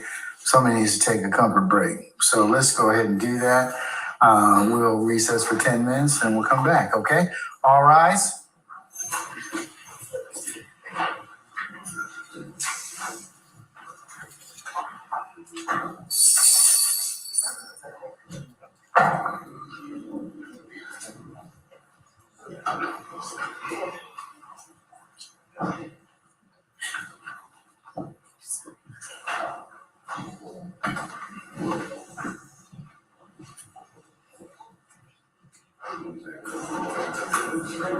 This is the video you are.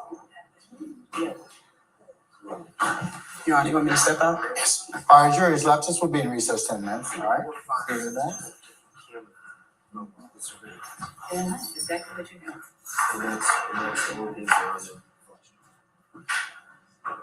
That's the only thing she's gonna be showing this moment.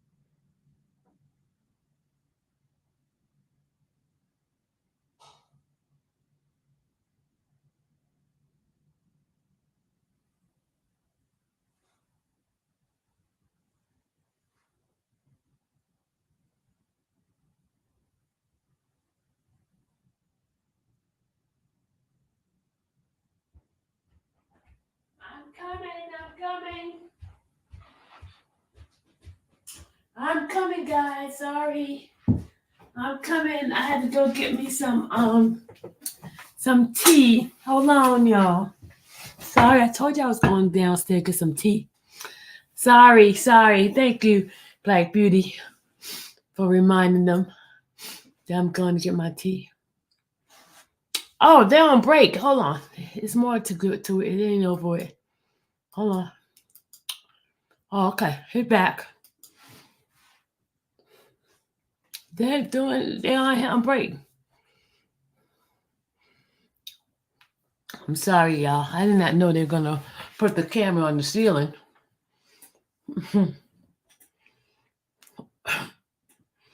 Oh, they're still doing that. Hold on.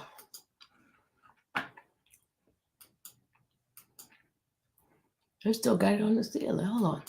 The video speaks for itself. Hold on. The jurors are able to analyze. Hold on. Wait a minute. We're gonna wait a minute. Where's your tea? Oh, hold on, Dwight. Here's your tea. Hold on, Dwight. There's your tea. Black Beauty, look who cup I'm using. Black Beauty, look who cup I'm using. I can't tell on me, okay? This is so good. My tea is so good. Y'all, this cup came straight from Black Beauty.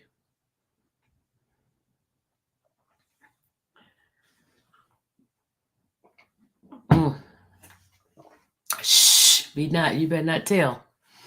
Hey, no matter. Well, Kenzie, now I'm drinking it like as often as I want to, because one of the things the doctor did tell me is make sure I keep myself a lot of fluid, get the stuff out of me.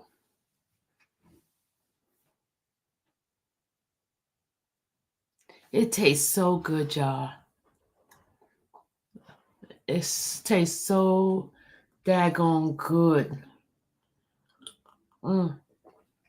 This kind of stuff is so good. I'm gonna make me some more. That's from the pot that I made earlier. I'm gonna cut up some more ginger and make some more. This stuff tastes so good. Y'all, I haven't eaten any food. I just been drinking my tea. My tea's been so good. It's been so good. All right, it still got that thing up in the air. It's counting down the time. Hold on. Because I want to see where Shard complains. Yeah. There he goes back. He's back.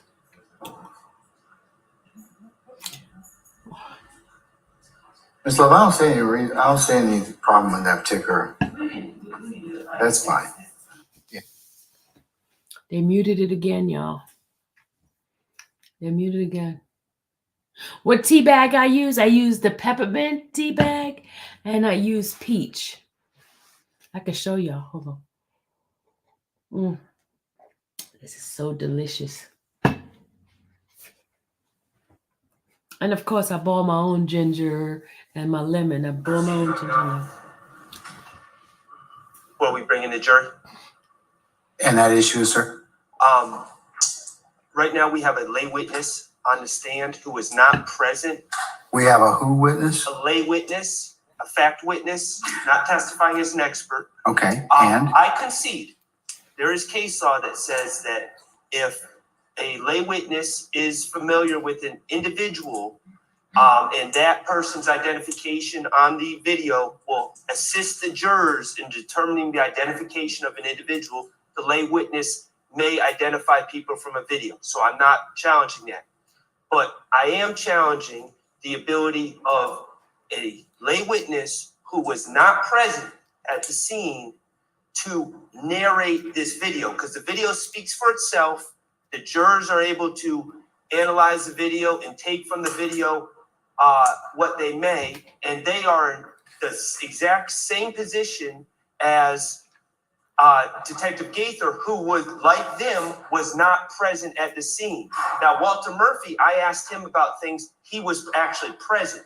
So it is outside the scope of lay testimony to narrate this video for the jurors. Again, I don't have a problem with her identifying people, but then to go, and then this person did this, and this person did that, the jurors need to watch the video and take from it what they meant. Judge, I believe that Mr. Sharp forgets that he asked Walter Murphy about what was happening before that nitro ever even showed up. This video is already in evidence. And for the record, I would like for the witness to speak about certain things that are displayed. Mr. Sharp specifically, and I thought it was kind of humorous, at one point asked, "Is this woman pumping gas?" Walter Murphy wasn't on the scene. He hadn't even pulled up yet.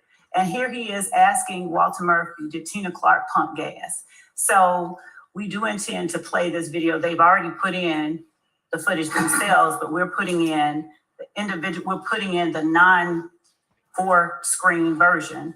And I believe that this is a competent witness to talk about anything that she chooses. Okay. So she found it wrong and humorous that I did it, but she's seeking to do this. Let's keep it focused on what you wish me to rule on. So what is it? So you brought up this issue. I'll rule on it accordingly. Okay. Okay. Right now, if it's in evidence and she has a basis to talk about it, she can. And she does. She interviewed both Walter Murphy and she interviewed D'Angelo White. A lay witness cannot testify to what's on a video unless their testimony aids the jurors in some way in interpreting the video. Now, again, identifications, I don't have a That's problem not with. true. But beyond that, she's just narrating a video. She's talking I me don't- through while he's You- talking. Unless you got some case law, I'm gonna overrule your objection, okay? All right, let's bring in our jurors, please. He's gonna have a case law watch. Yeah, bring in our witness too. He's gonna bring up a case law. I got it. He said, I got it. He got a case law.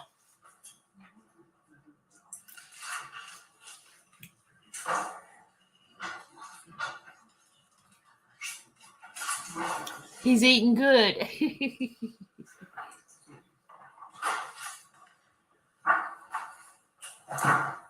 The reason why the camera is going up, that's All right, some of because our jurors, Gaither please. is walking by. That's why the camera goes up.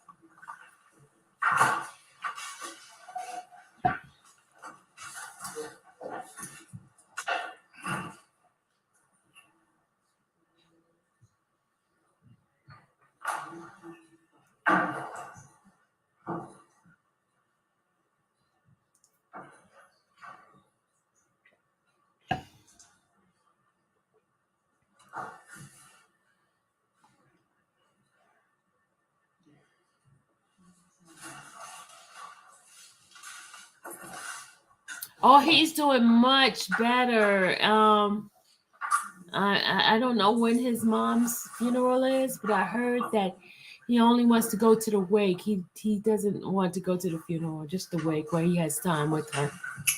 So I don't know if they approved it yet.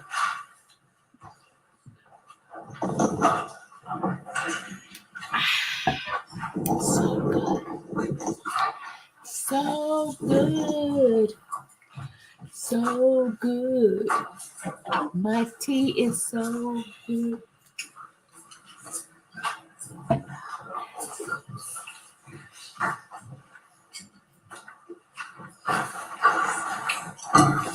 All right, ladies and gentlemen, please be seated. All right, thank you, Sergeant Ingram. Oh, thank you, Miss Hamilton. I didn't know you knew. Welcome. Welcome to the family. Yes, ma'am.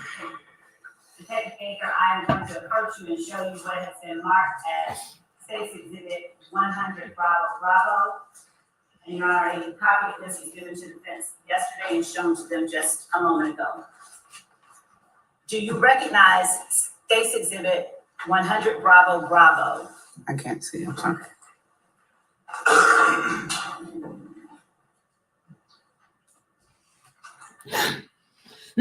Excuse me. Excuse me, y'all. Sorry, my bad. See, that's why I don't like to be on here.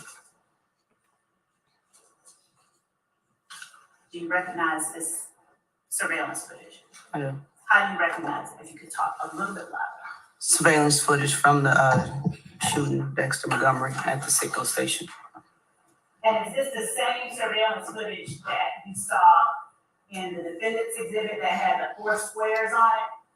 Yes, that's the actual videos. Okay. Your Honor, the state tender State's Exhibit 100 Bravo Bravo as evidence. Any objection?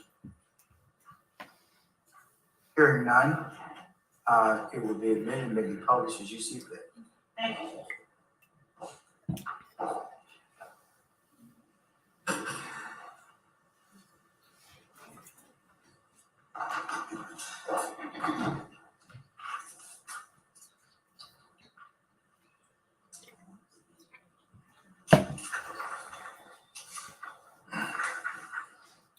Yeah, I think they so good I can't put it down. It's so crazy, yo. It's crazy.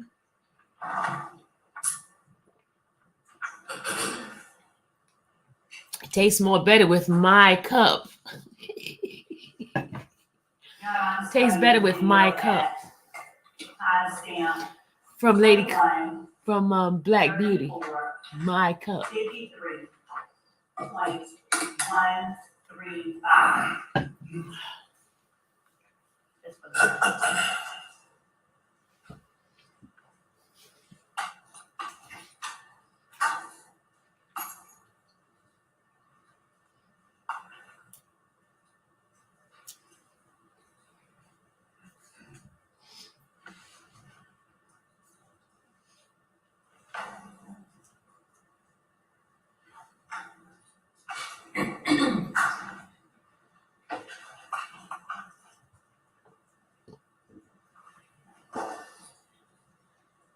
Baker, would you please tell the jury, what it is that we're looking at timestamp 21:34:53? The gas pumps at the Sicko station where the incident occurred. It feels And would you good. look behind you over your shoulder and take that pointer on your right shoulder? If you wouldn't stand up. If you wasn't permission, Your Honor, I wouldn't step down. She may step down. And would you point to the roadway Hey, Blinking Stitch. in the parking lot of the gas station where you see cars? Here, and also What road is that you're pointing to? The last one? this one. Yes. This is Brownsville Road, southeast. All right. Thank you. And Ronnie! I think you just actually look at Thank that. you, Ronnie. As we're looking at this, I'm going to ask you some questions as we go along, okay? Don't be mad. All right, I'm giving you play, Your Honor.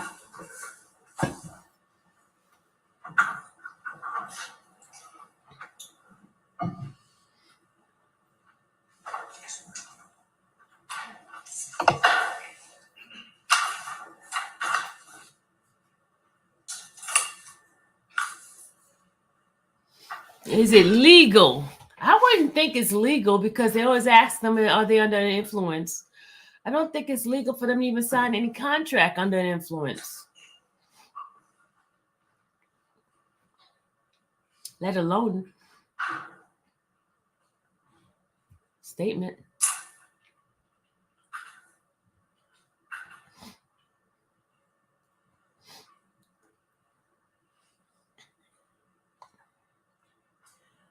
I stopped the video at 21:35:41:911. For the record, would you please tell the jury what it is that you've observed as it relates to Browns Mill Road, a vehicle, and the gas pumps at this gas station? As you Dang, guys that person can went, tell, vehicles came off of Browns Mill Road. y'all heard that loud cough. Under 4-6 as well as discussion in Ron,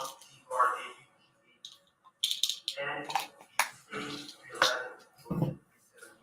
Oh, he found the law. He found the law. 311 He found the law. I knew he was. Your Honor, may I respond? Uh-oh. Your Honor, the record is not reflective of what is being shown to the jury. We are not asking the witness to talk about things that are being stated.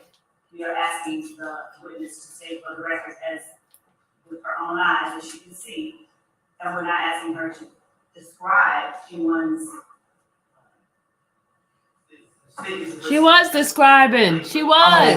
Okay. Thank you, sir. You may answer the question. Detective Gates, please tell the jury what it is for the record that is occurring as it relates to the road you pointed out, the gas station parking lot, and the pumps in the gas station parking lot. Yes, ma'am.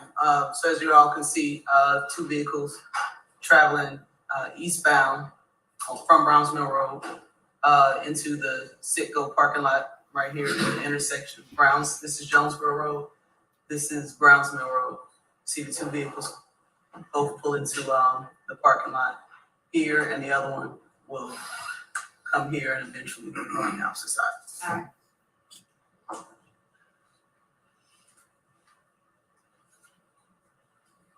Now, as it relates to the first vehicle that you pointed out, at the timestamp 21:35:46.743 on the screen right now, for the record, would you She describe said 0.43. Isn't that the location of each of those 0.47? two vehicles? 6? They're both side by side with a gas pump. Infamously, I wasn't sure. Again, it's the I parking lot know of the Sitco they gas station. can't cover here. It's 8 hours and the slammer Are the before the doors to interview. either vehicle open? Oh, really? You can see the passenger side, front and rear doors of the silver Pontiac Adjournment. And is that the first vehicle that drove into the parking lot? Yes. Are the doors to the other vehicle open? No. Oh yeah, Mr. Harvey is still on the case, Kira. He has been handling other cases. That's why he has his the other people there. Yes, he's still the main person on the At case. 2135. And he was there this week too. At one day he was. Second vehicle open at all. No, And what is going on with the doors? You may, sir. Thank you. What is going on with the doors and the occupants of the first vehicle that pulled in? you see occupants of the first vehicle, the silver vehicle here. The doors open and the front seat passenger approaches the driver's side door of the second vehicle. My The lemon backseat hit my passenger nose. side, an occupant Look at my exits that, lemon. and also Look at my lemon. the behind the Look driver at my nose. passenger exits that as well. Continuing to play.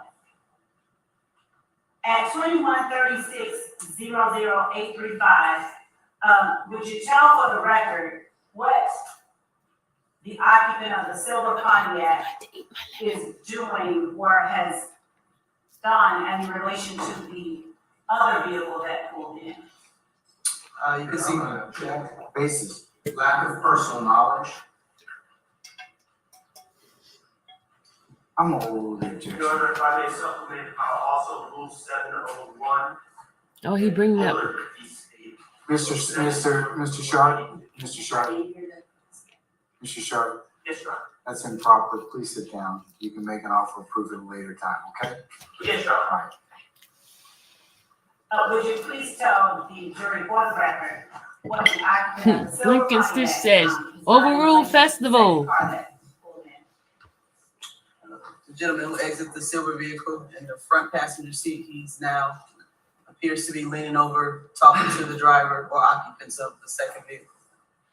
And has either door of the second vehicle opened yet? No, And has either occupant of the second vehicle exited the vehicle? Okay, y'all, let's go ahead on and do our, well, we got one more minute and then we're gonna go do my own personal stuff. Okay, hold on. We got one more minute. no. Continuing to play.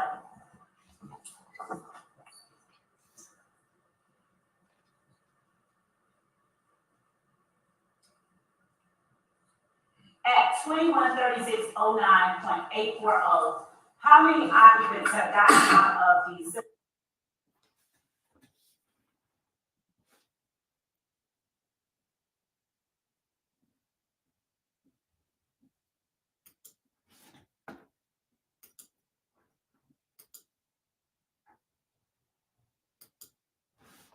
All right, let's go ahead on.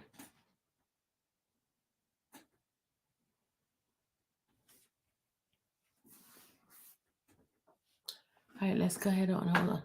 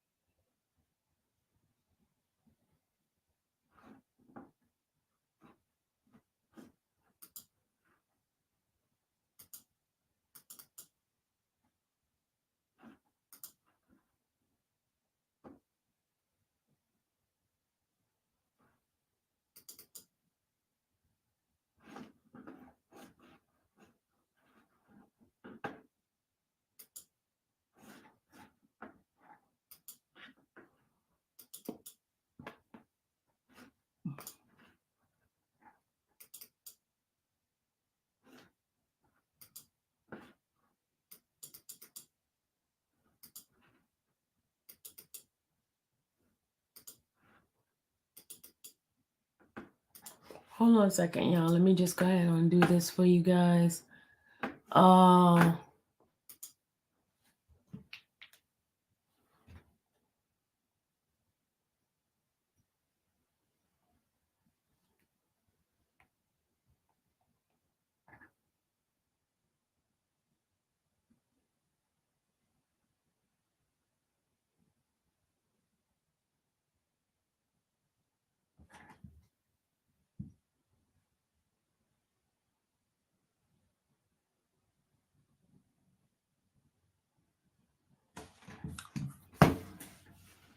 All right, let's do this next one here. Okay, hold on, y'all. Hold on, y'all.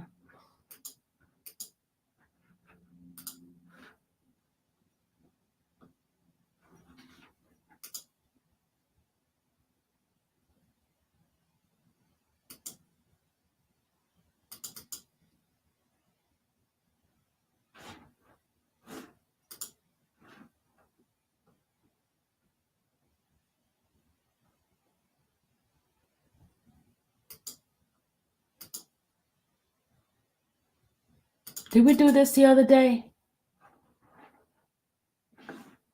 Did we do this the other day? Hold on, let me bring it up.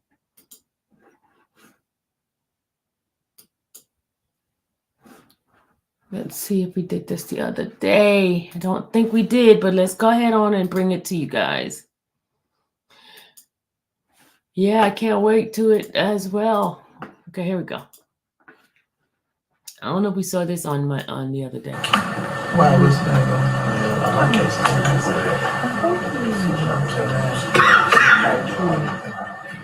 You been where you belong? Grapevine. But you been out of condition this morning. Give myself together mentally. Did you have a nervous breakdown? No. Oh. I thought you had had a nervous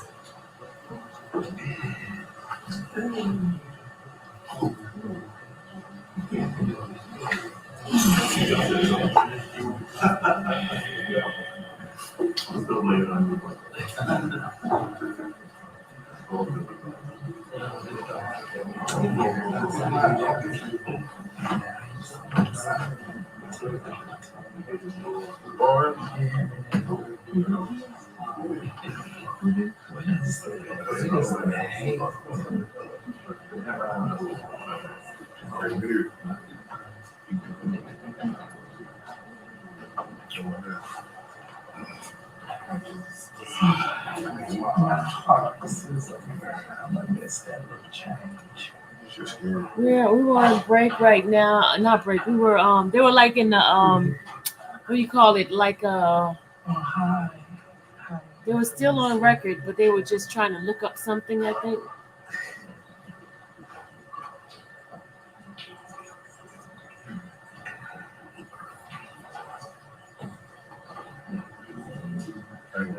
Why does he keep trying to drink? My best guess. You want me to? Okay, so you said don't guess for all else. It's the hackers. Mm-hmm. This place is cursed. They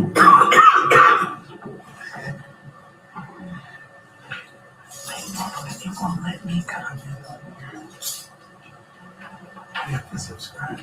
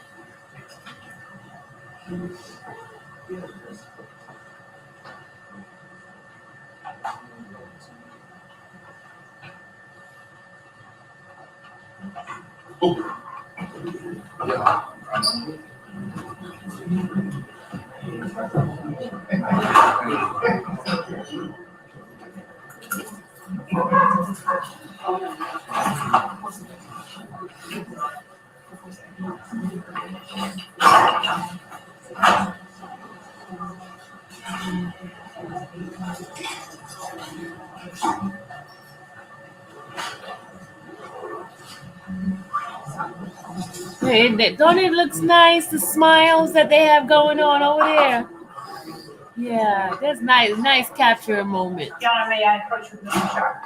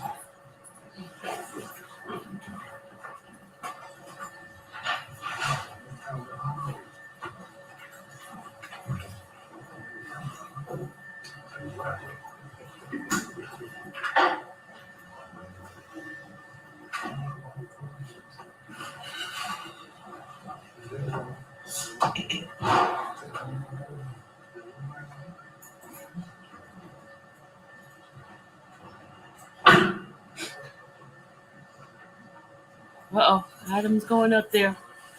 Adam's going up, y'all. Y'all see Adam's going up. Uh-oh. Uh-oh.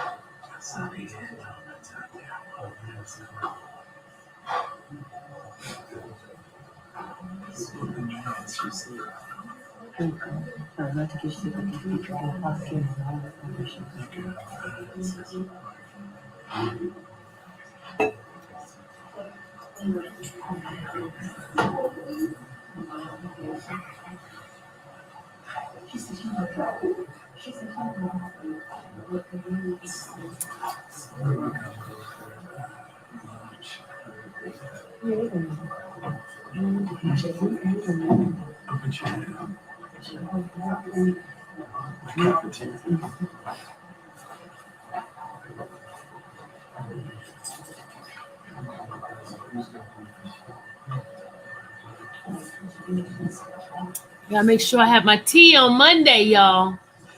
Gotta make enough tea for me to have on Monday. But we need all the tea we can get, right?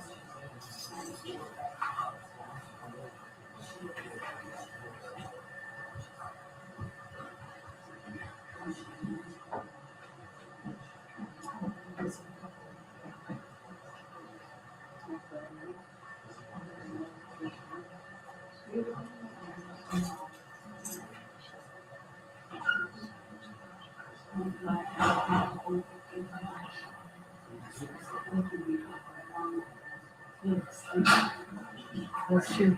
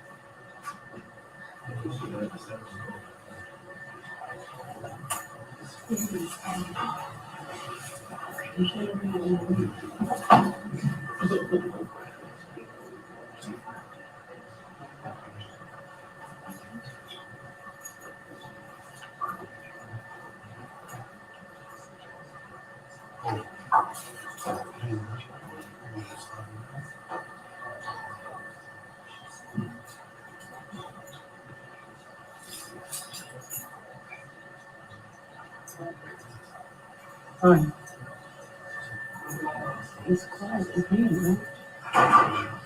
I'm saying, I think I can hear you. Is it me?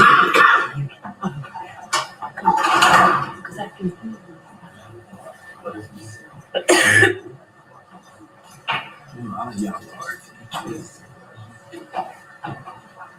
Mine is science. I got dreams.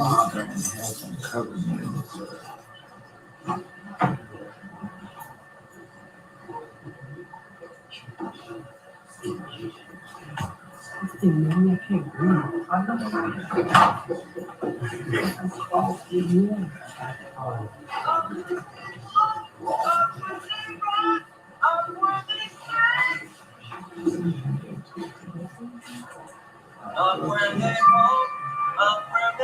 You step out and fix Let me tell you, it's the guy. Let me tell you. Hold on, yeah. Hold on. I gotta tell you. Excuse me. All right, y'all. The guy that was sitting.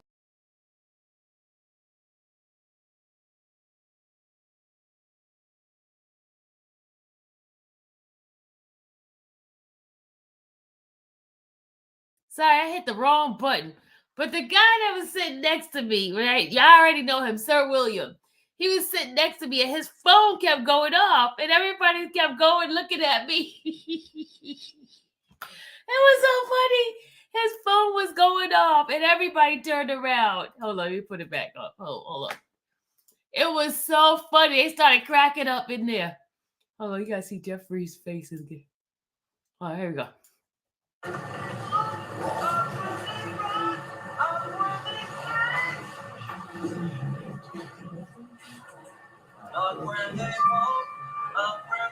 You step out and fix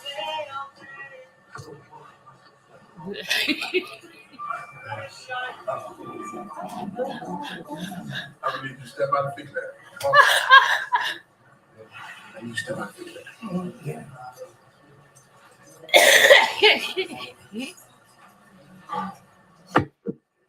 Look at him trying to look over, y'all. Y'all see him trying to look over? Oh, Lord. He tried not to laugh, but he was looking over.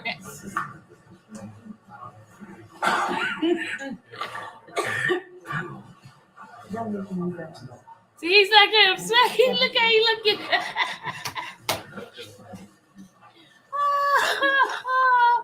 Oh, that was a funny moment, y'all. Y'all should see how they were looking at us. Oh, my God.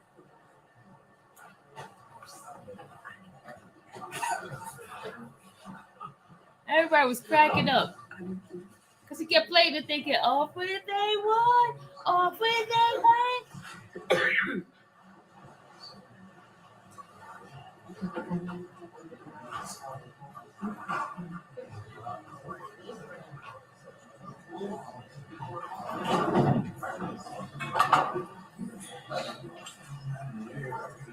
He said they get on my nerve. He was mad when he came back. He came back, y'all. See, look at him. He sat on the thing making air. Look, everybody look at him.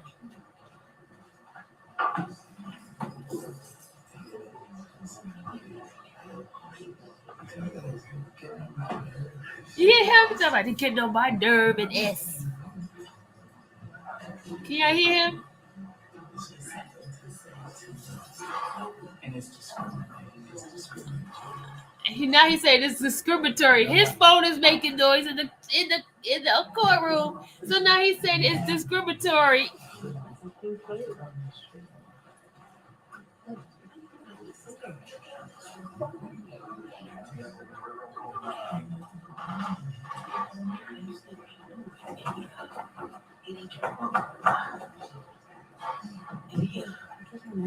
It's the spirit of the devil. He said it's the spirit of the devil. Listen.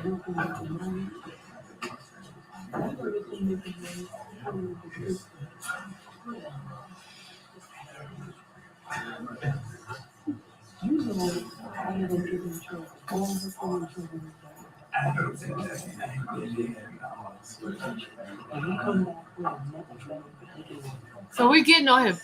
That's Tasha Kendrick's mom is getting on him. Now I'm getting on him right now. Listen.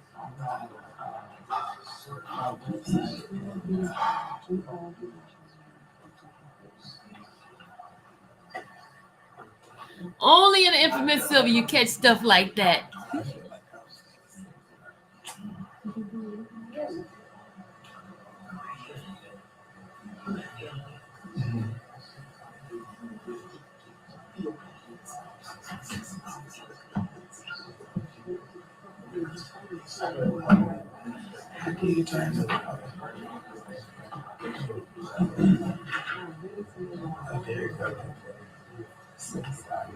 His stuff was still making noise. We had to tell him turn it off. He told me, I did turn it off. And he realized he still had it on.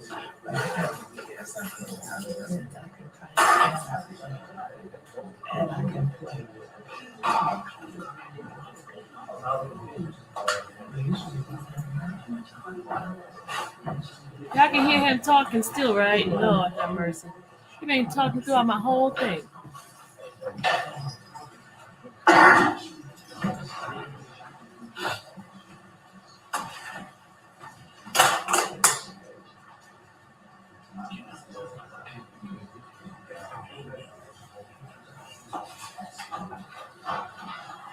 You saw his arm slip from the chair. Y'all saw that, right? Bloopers! His arm slipped. Now you gotta try to play it off. You know his arm slipped.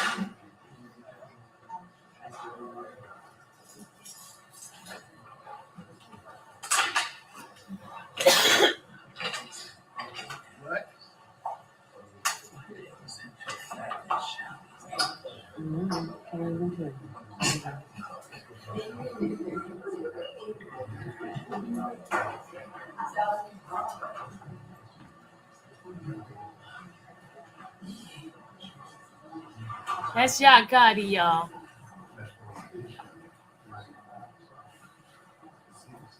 That's Yacht Gotti, Yacht Gotti. Let me see if his mom around so I can tell her to get on the live because we're showing her Sonny Pooh.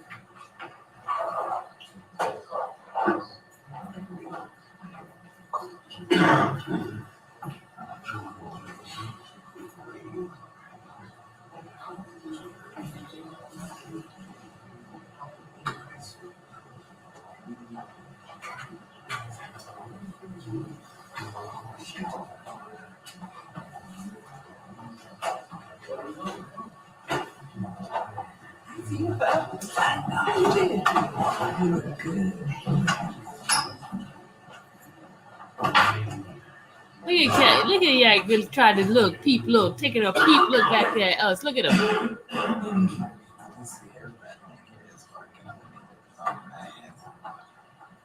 He said everybody in here working on his nerve.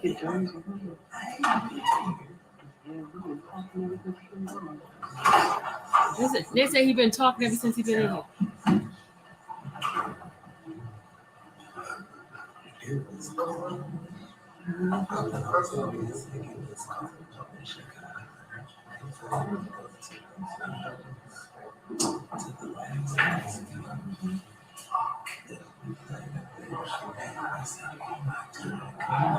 You can take it for granted. After it's done, you're like, you know what? I say, Jesus.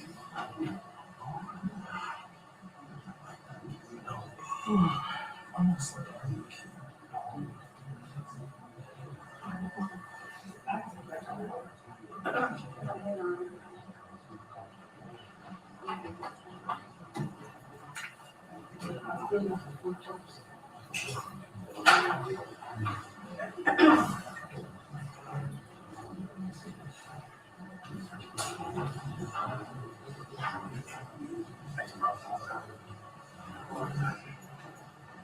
All right, can we summon,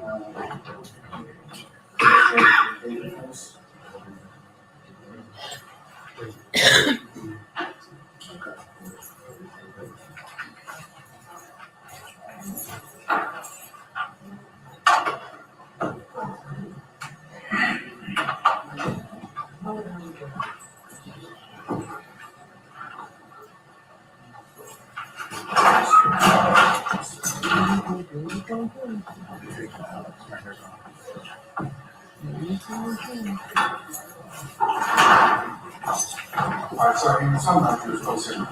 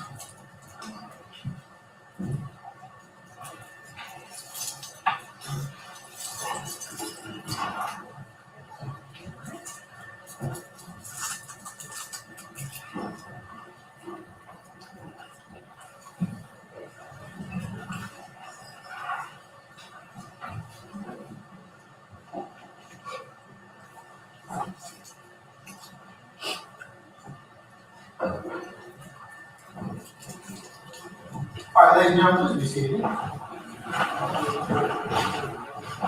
Thank you, sir.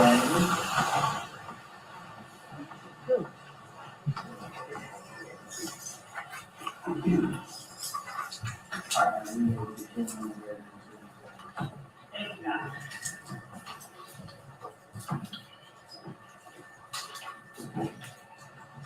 And investigative case, I've been calling you investigative case since we started. What was the last title that you held at the police department? So, my apologies for that. Previously, you testified about what has already been listed as State's Exhibit 70 Bravo Bravo and 71 Bravo Bravo. And I'm going to bring them to you with the court's permission after. Showing you 70 Bravo Bravo and 71 Bravo Bravo. I am going to show you what I have now marked for demonstrative purposes, Your Honor, as State's Exhibit 110 Bravo Bravo and 111 Bravo Bravo.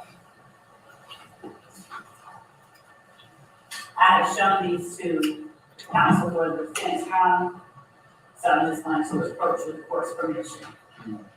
Thank you.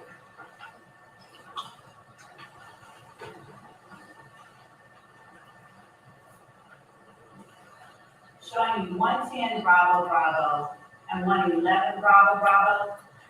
Are those angles of the intersections shown in 70 Bravo Bravo and 71 Bravo Bravo with the street signs actually shown? And are the accurate representations of the intersection as it looked on in April 2015? Yes. Your Honor, the state tenders for demonstrative purposes only, the state exhibit 110, Bravo, Bravo, and 111, Bravo. No objection. All right, states, 110 Bravo, Bravo, 111 Bravo, Bravo, are exhibited, demonstrative purposes. Thank you, and I will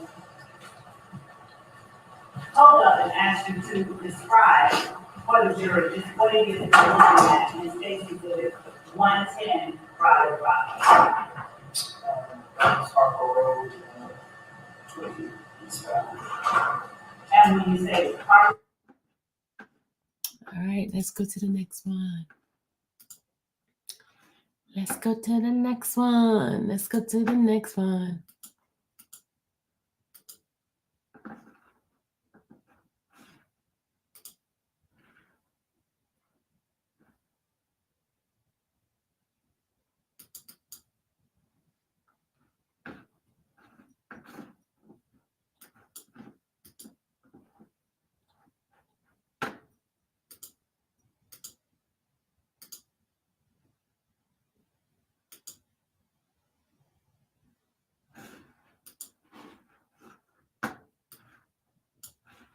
Y'all want to see a picture? Hold on, let's show y'all a picture.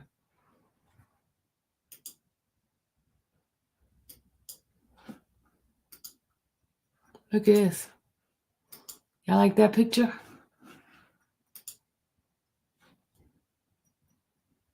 Y'all see Miss Love, y'all. Y'all like that picture of her?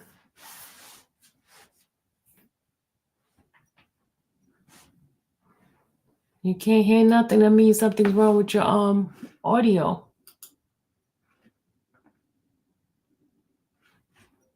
All right, let's go back and stop sharing that one. Let's go back and yeah, stop laughing at the lady.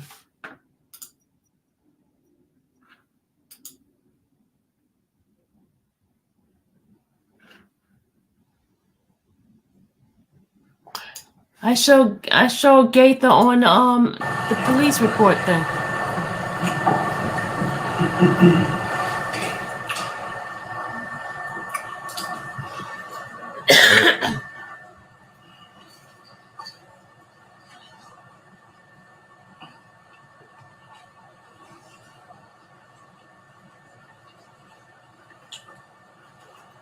I'm now showing you what has been marked as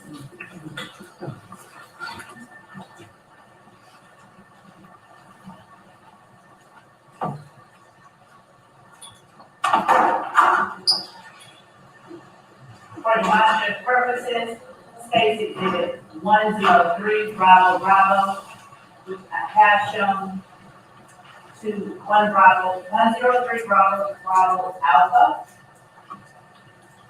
which I've shown to the police and show again. Is anybody want to see it?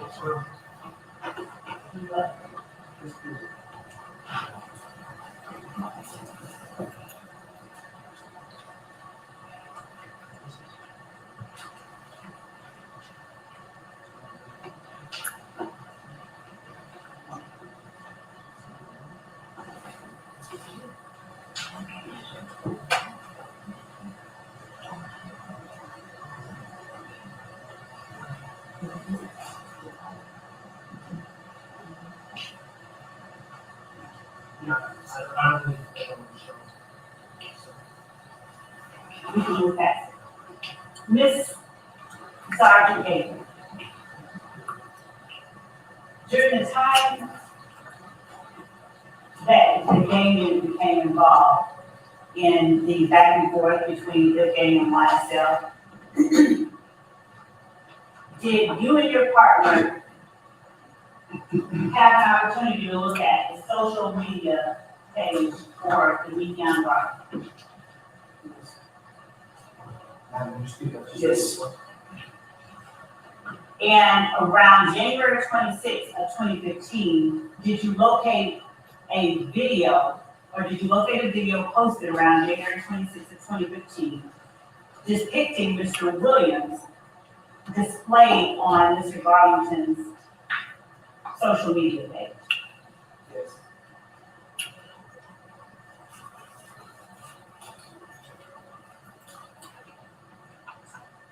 showing you what has been marked as Stacy Exhibit 112 Bravo Bravo.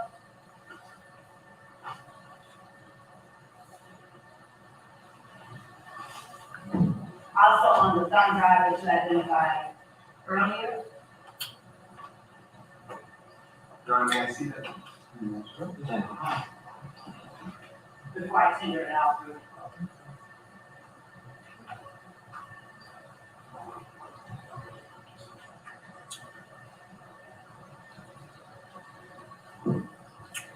Have you had an opportunity to look at, and is this the video that you all located on Mr. Garlandon's social media page? And was this from January 26, 2015? And is this an accurate reflection of the page that you all captured? All right, I want you now to show who the counsel for the defendant.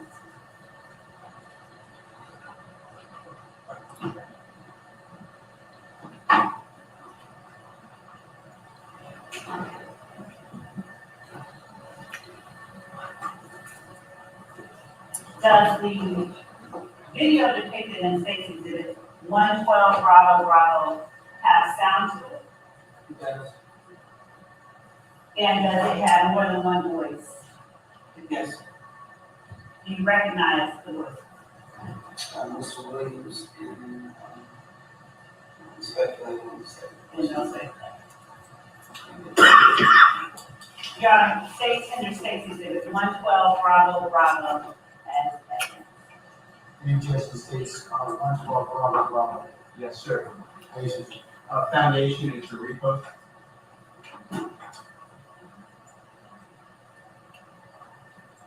Your Honor, the witness has. Objection to speak in front of the jury.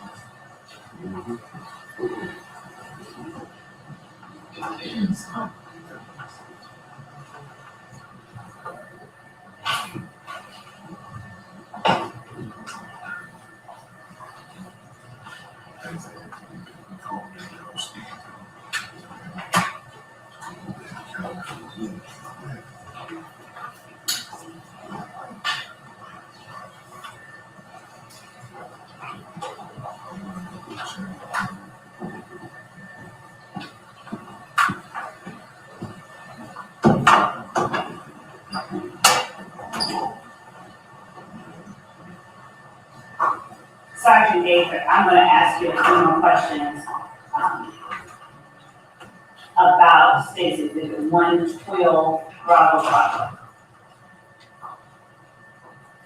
Did you recognize the person who was depicted in the video? Visually? Yes. And did you recognize the voice of the person depicted in the video? Yes.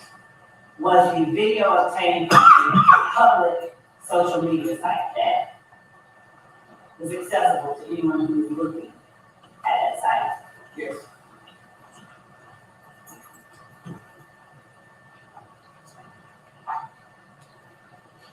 We will come back to that.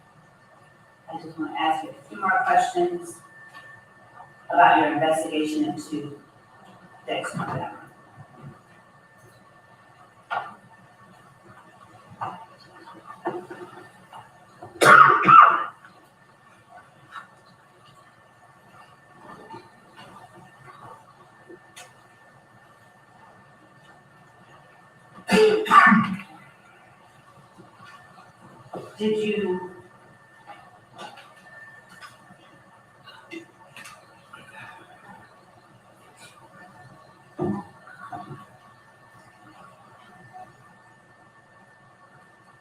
Did you charge Walter Murphy in relation to, did you speak with Walter Murphy again after August 18th of 2015 interview that you did with Walter Murphy, his attorney, and Detective Dix? That's the answer. That's the only question. In the February the 16th, 2016, you proffered that you did with Walter Murphy. Did you obtain any more information than you had gotten in the other two interviews you had? That would go to the S7 rule, Your Honor, on the wrong recording. Your Honor, I believe that I can ask the witness about the type of information she obtained. I would object. They object. Thomas is saying what he's saying. Yes, Your Honor. While you were speaking with Walter Murphy in the September 16, 2016 interview. I'm sorry, February 16, 2016 proffer Was that a meeting that you requested between yourself and Walter Murphy? And where was that meeting held? That was asked and answered. As you held that meeting and asked questions, was there interaction between Mr. Murphy and his attorney? Yes, the recording speaks for itself.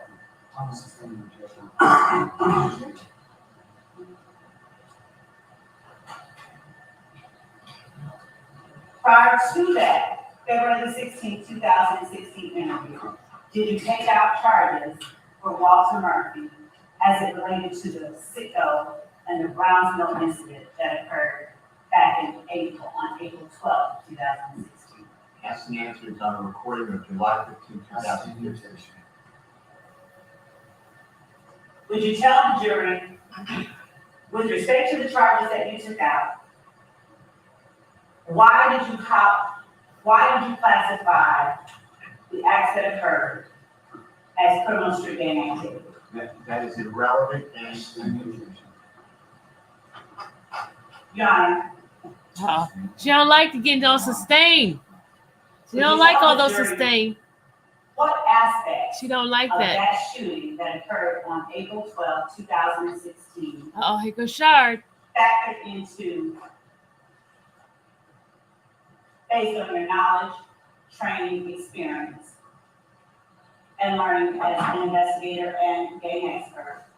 What aspects of that incident caused you to classify it as gang activity? Objection, Your Honor. Simply rewording the same question, same objectionable question. I'm all objection. under Parcell, it goes to the intent, which is not for his questions being answered. Your Honor, this is an She got expert. sustained. This is- Got sustained. He sustained it. Oh my God. Steele is on the roll, y'all. He's on the roll. Crimes are committed, and the persons committing the crimes make no effort to conceal their identity. Objection. Does that Objection. hypothetical, She hasn't honored the question quite yet. Okay. Let her finish, and I can make it. and Your Honor, at this point, since the court has qualified this, I will be asking a hypothetical. And that's my objection, Your Honor. This is a lay witness at this point, and it's not improper to ask a lay witness. I did that. Your Honor, I have to. Sustained, demarcate sustained. at this point, I'm asking that the court That was a sustain. recognize and instruct that we are demarcating. Sustain, lady. Okay.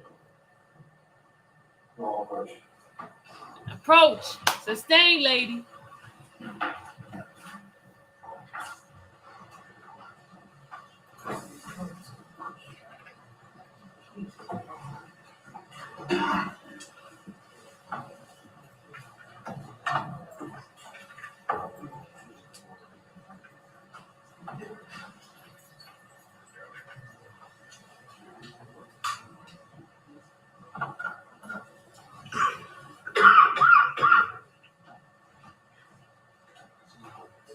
Yes.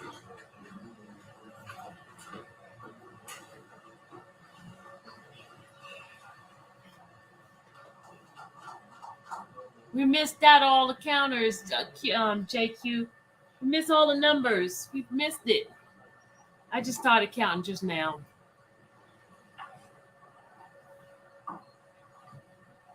We missed it.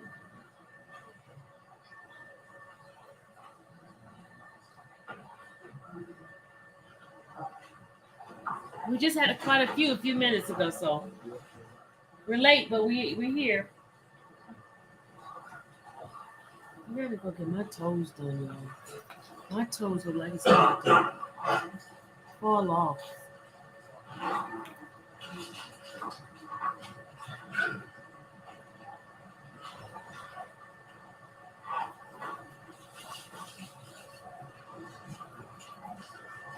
I soak my foot tonight so I could do my own pedicure. My foot is so.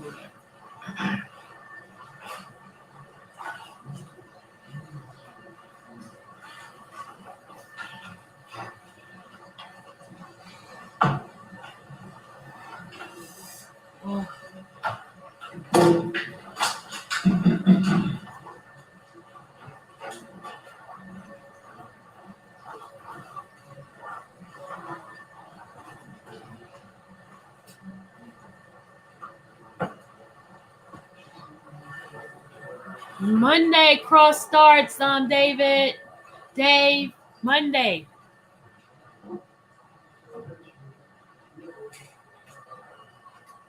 Monday cross start. I think I'm gonna go soak my feet.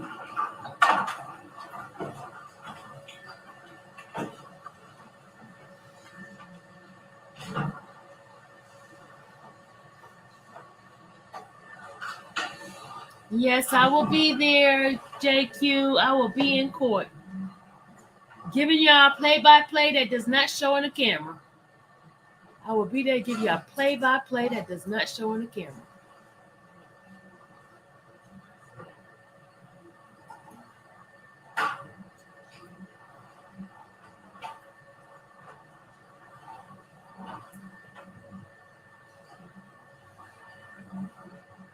It was Wednesday serving because we was off on Thursday and Friday. It was Wednesday. Serena, it was Wednesday.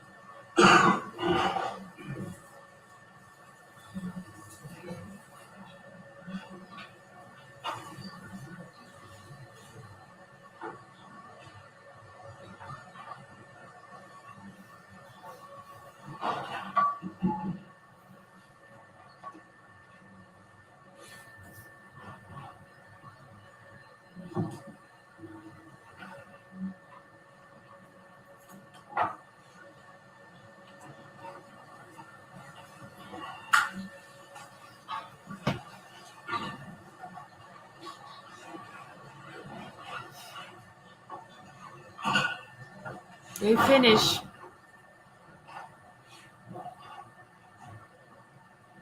Look at Jeffrey's head. He got a tilt to the side. He be just looking so serious. Do I interact with the GA team at all? Maxie, no, I don't interact. I mean, I speak to everybody, but I do more interaction with the defense team. I mean, I say hi to everybody when they come in. But more of my interaction, who I actually talk to, is the defense team. But I do say hi to everybody in the courtroom.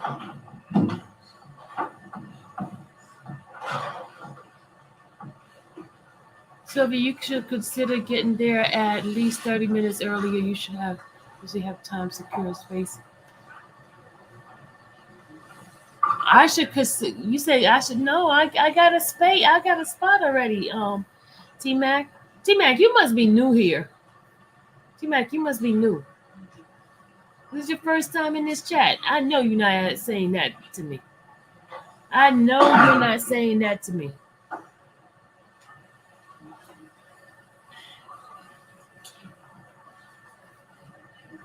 I have, the media has their own seating spot.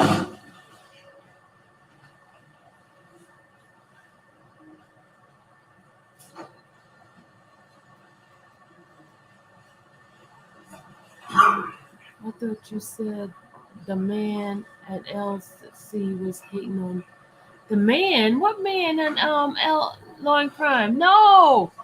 That was them inside the when I used to go inside their chat. See how y'all get things mixed up. When I used to be inside their chat, they blocked me out of the chat, not out of the courtroom. They're not even in the courtroom. They're not in the courtroom. Okay, let's go down a little bit more. It's okay. Not in the courtroom. Okay, let's go down here. When I used to be in a chat and I used to try to, people would ask me questions. Oh, Junior's here. Mr. Matthews Jr., I apologize.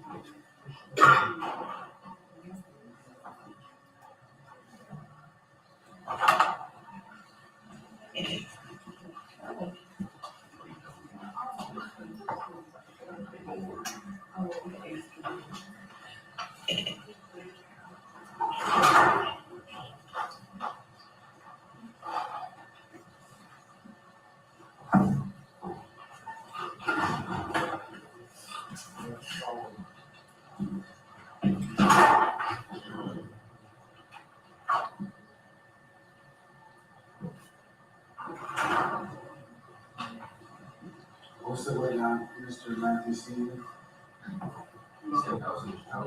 I'm sorry. He stepped out to his truck. Oh, you did, okay. Thank you, sir. Appreciate it.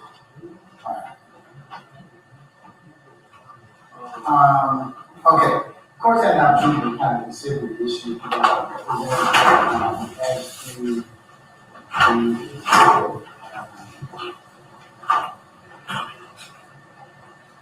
the state Bravo is usually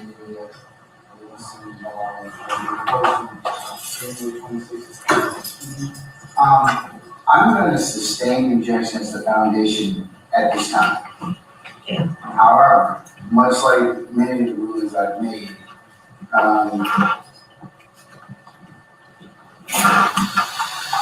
they're subject to reconsideration. In this particular circumstance, I believe that it is the opinion of the court that the original video as presented would, at least the source would have to be at least identified for the purposes to make sure that there were no alterations to that particular video. I don't know whether or not they are, but I think that would be part of the violation. So, for example, if when we haven't had testimony of this yet, quite yet, if it can be shown that this particular video came from Mr. Williams' Instagram page or some other social media site. Y'all hear this? And it's publicly He sustained posted, it originally, right? This is the redrafted part, and y'all. posted, and that would finish the foundation. Okay, this is when he sustained it, right? He's giving the reason why and all this kind of stuff. And then she comes back. Now, this is the other side of it. This is not from the front side. This is from my camera, okay? And the other issues that the court would take up at that point in time as to what it would play and for what purpose. You hear that, right? So I'm going to sustain objection right now. Sustained. If you can lay more foundation another time. Sustained. Then he's going to change his mind. Yes, Your Honor, and to understand. Look at Adam's face, y'all. Posting of only posting of a party opponent on the party opponent's website. No. It has you have multiple issues with this particular piece of evidence. Look at Adam's face, y'all. We haven't gotten to the reason that you want to put it in. That's separate. Okay? The first part has to do the foundational aspect of is it true and is it authentic? So in order for you to do that, you need to show where the original posting came from, so there's no alteration of that. Original post. This is what he said, right? I would need to see that in order for me to kind of make further decisions on whether or not that particular statement is admissible. So I'll get to that, but I think that as long as you can show that where it came from to begin with, that there's some reliability that, hey, it came from Mr. Williams' website or a post from Mr. Williams, Has nobody been convicted? I just haven't heard the testimony. I didn't know the court side, the bottom said, added other one, it referred to Mr. Williams' website. I understand that, And so. but it's still reposted. And in doing so, Mr. Garlington was adoptively admitting Mr. Williams' words, as our evidence book says, statements of a party. Look at Trish. You see Trish? Look at Trish, y'all. Look at Trish. You gotta see Trish's face. Where's that? It's on page 460. Look at Trish. Look at Trish. Look at Trish, y'all. Y'all see Trish? You see how she react? Look at Trish, y'all. See, y'all didn't get to see that kind of stuff. 801. You see Trish's face, how she put her hand to her head? Her reaction? Y'all see Trish's? Yeah, see, I ain't see that nobody else, right? Let me stop. And for the court edification, is 8th edition, page 463. Look at Trish. Look at Trish, y'all. Look at Trish.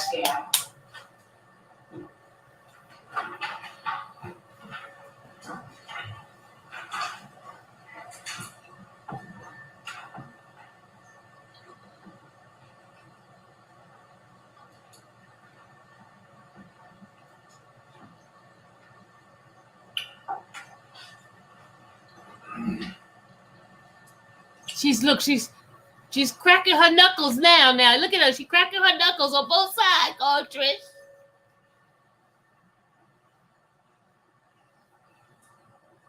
Look. She looking over there at them. Look.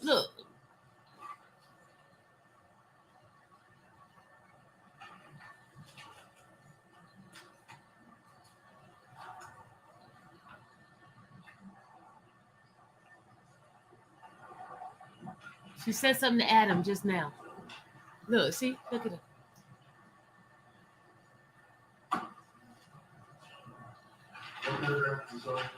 It is paragraph 3 that starts with statements of a party opponent are admissible without presentation of any predicate or foundation. The definitional exemption for individual admissions is extraordinarily Look at Trish's broad, face, y'all. with the exemption for individual admissions having almost infinite breadth. In addition, an admission of a party opponent needs no indicia of trustworthiness to be admitted.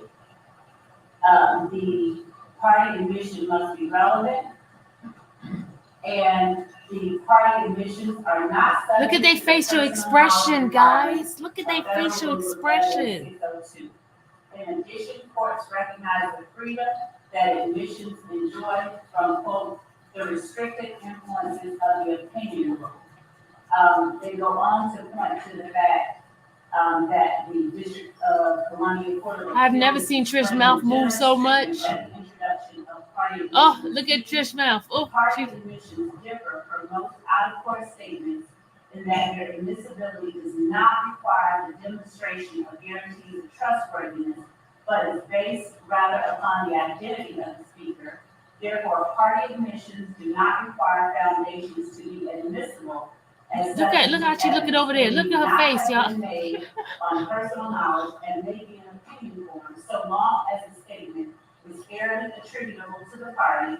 It makes no difference whether the adopting party had any personal knowledge of the truth of the matters mentioned in the statement.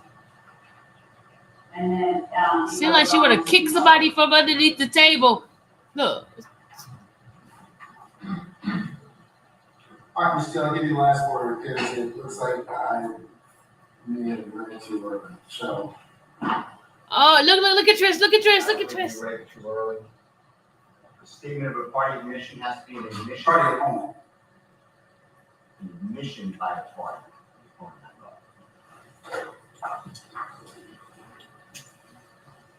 Admission. Look at her Trish's mouth is just moving. She's like trying to hold her. Text and connotation in law is different than a confession, which admits all elements. Admission admits some of the elements. Y'all see Trish just moving, holding her mouth? Yeah, you see her mouth? She's just moving her mouth, just hold it. Sustain the objection. Look at her face. Yes, sir. Please don't like that. I have to make it on an individual basis. Look how she turned. Why would this be an admission of a party? Look at Trish's face, y'all. Look at Trish. Trish's face is telling it all. There's 3 reasons, and you've already said it. They don't have a date. But it looks like from looking at Carlson and 24-8-8001G2 alpha, that's what it indicates here, that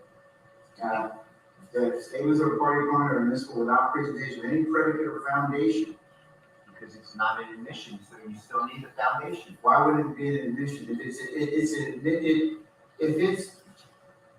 it's believed by the jury for what it's stated? Seems like she wants to jump out of her seat to say something, y'all. It goes to whether or not the client's a leader. It goes to whether or not he has control. It goes to several other purposes that the state mentioned earlier in terms of his relationship to YSL and Tim. So if the jury believes it, because that's certainly within their purview. But why wouldn't it be a party admission by a party opponent for that reason? She look like she holding back Lady Coltrane. Look at him, look at her. Charged an overt act that this statement was made, reposted on the 26th day of January 2015. There's no evidence of that. I'm sorry. Look at her, y'all. Look at her. She put her hand to her mouth, y'all. Look at her. Look. There's some sort of context. This was said for this reason, to stop people from. Oh my God. Or this was said for this reason. But that's not the jury. That's what the jury needs. Look, she ready to pull her hair out. Oh my God, look at Trish. Look at Trish. She don't know what to do herself. Look, she pulling her hair off her shirt. Look. Of course, I have to look at things. Look at her. She put her hair to her mouth. And also the statutes and the law applicable. Look, she look at her. Look at her. Look at her. Statements of party opponents are admissible without presentation. If I believe that the statements in 112. Yeah. Trish's face is priceless with these mouth movement and face hand gestures. Oh, Trish. Look at her, y'all. Look.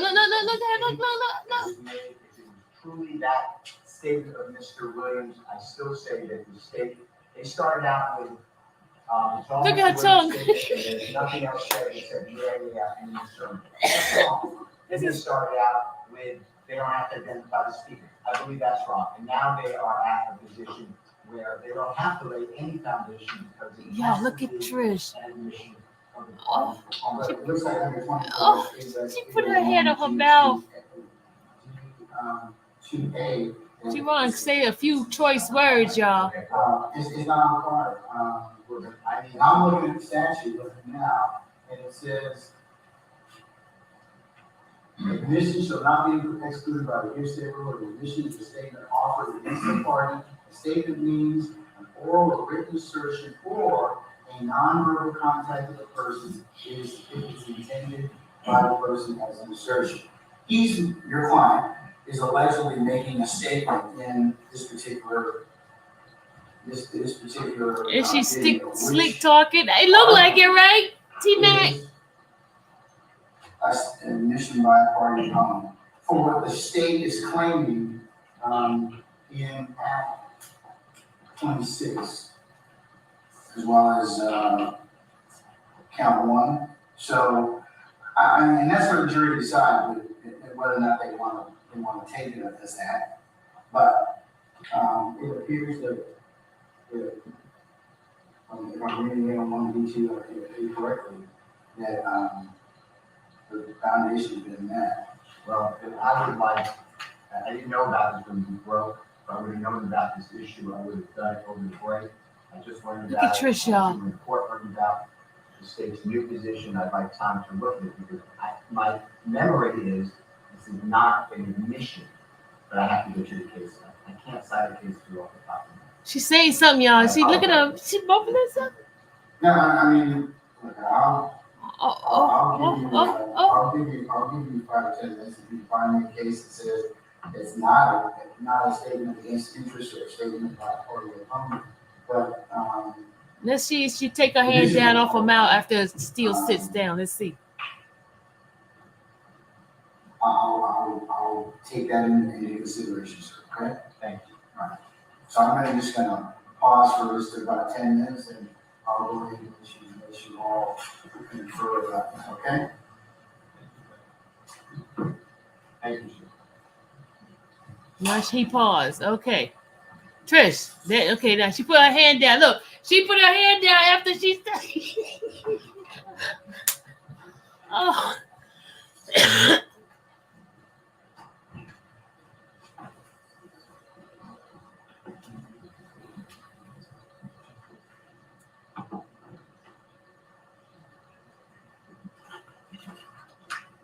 Look at her type. Look, she's typing something on the computer now.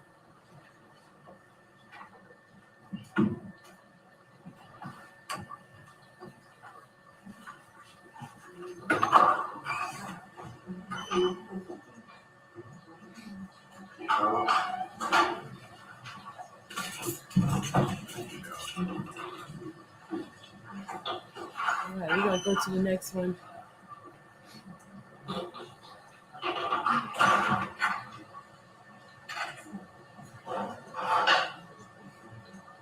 She working, y'all. She working. She working. Look at her.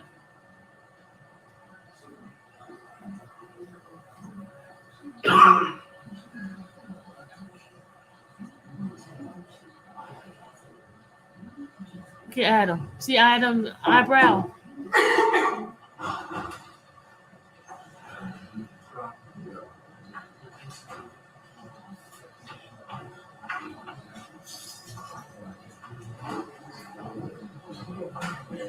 You see him talk to me, y'all? Y'all saw him? Y'all see Jeff just talk to me? Y'all want to see it again? Did y'all see that?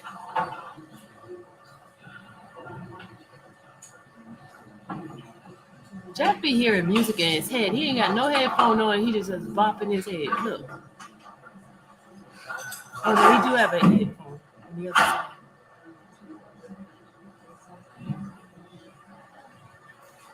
Look, Trish can't believe it. Trish cannot believe it. See her hand, both hands on her face. She cannot believe it, y'all. Y'all didn't see him? Okay, let's go back so you can see Jeffrey say hi. Hold on. Let's see. Okay, let's see. Okay. Here, I might see it right now. Hold on.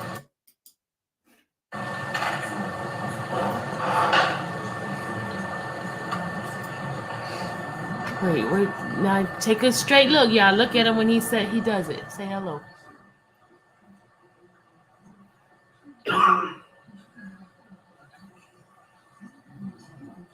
Nina didn't see it. Keep watching.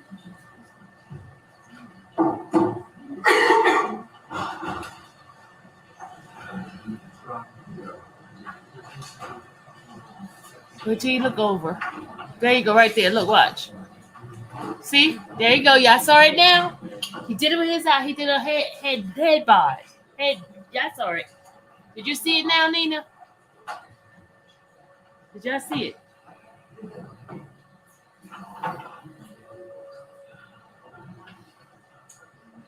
Okay. Finally. Okay. I don't want to know if Nina's seen it. Nina is the one I wanted to see. Okay, she's sorry, y'all. Thank you, y'all. Black Beauty. I had to show Nina. Nina didn't see it.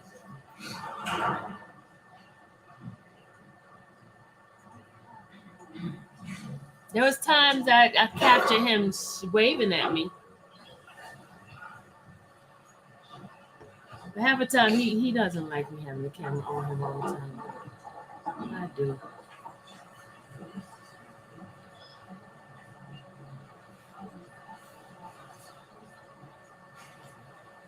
Look at Trisha's hand to her face, y'all. Look at her. She's just like so through.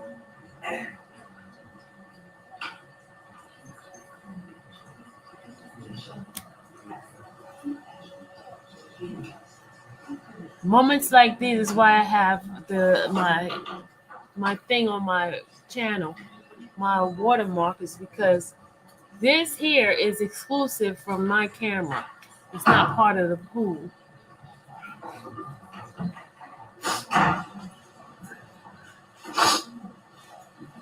Also, councils, you might want to take a look at whether or not from the court's perspective, it's a statement against interest. Uh-oh, he came back with a statement of interest. Just add it.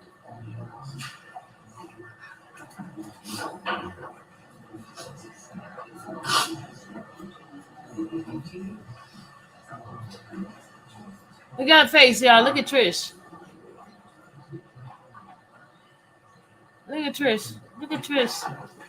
She still got her hand on her face, y'all. Unbelievable. She's saying unbelievable.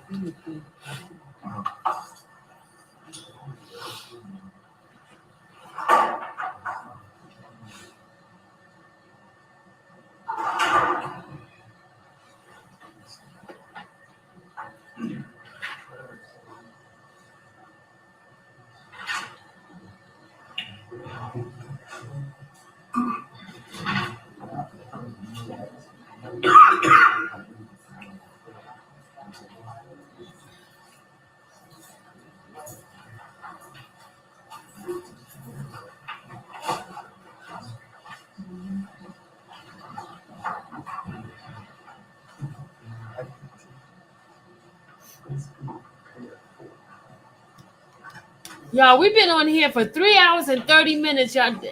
Oh, child, y'all got me on here still. Okay, we got one more video. We're gonna watch the end part where Mr. Adam go up. I hope I did record that part. Please let me record that part, Lord. Please let me record it. All right, so we're gonna move on. I'm gonna stop this and move on. Okay, I'm gonna stop this and move on. It's only 3 minutes left on that one. All right, let me go move on to the next one. Hold on, y'all. Let's move on to the next one. I think this is part. Oh, yeah, I think this is the part Adam is gonna talk. Okay, here we go. I hope I'll caught every part of it. Hold on. Let's see. I hope I caught every part. Let's see if I caught every part of it. Okay, let's see if I caught every part. Please let me catch every part because we know he's up there. Let's see. Sitting there after our conversations, let me just preface it by saying we got it.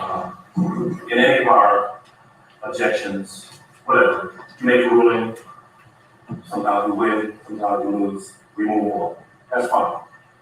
If after your ruling, I've got a case that I want to bring to your attention, I say, Judge, reach based on this case, and you consider it, that's fine. If you don't want to consider it, that's fine too. But what I found objectionable, and I want the court to address with the state, is what happened to the bench earlier. There was an objection to the video, you made a ruling, you moved on. The state came back up and made representations to you. And they weren't representations based upon some new case law that they found. There were representations, misrepresentations that were made directly to you earlier standing there right there at the bench. She said something very, very fact specific in an attempt to get you to readdress the issue again. Now, the prosecutor said, I want you to listen to this 17-second video because what you based your ruling on was that the parties in the background couldn't be identified, right? And now the prosecutor said to you, and it was not accurate. And I'm going to be charitable and say that she was disingenuous. What she said was, these people in the background, the only thing that you hear are people saying, yeah, yeah. That's it. When Mr. Steele corrected her and said that's not true, she said, Mrs. Steele is not accurate. What Mrs. Steele just told you is not true. The only thing you can hear in the background is yeah, yeah. And actually, when she stepped up there, it was in an attempt. You know what? Hold on. She didn't know Hold on, y'all. Hold on. Because their attempt was to go ahead and play the video at that time, despite the previous ruling.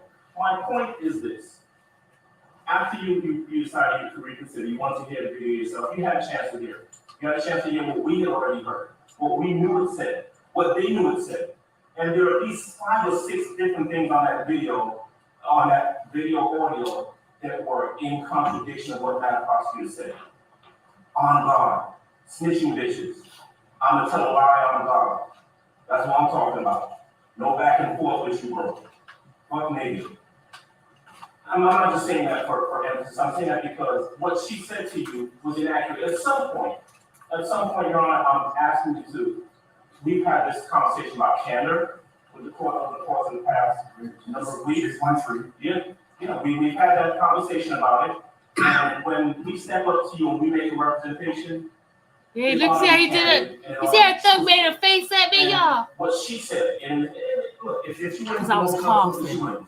but you don't do it by standing there 3 feet from you in your face and lying to the court. And that's what she did. And she knew what she was doing, and it's not right.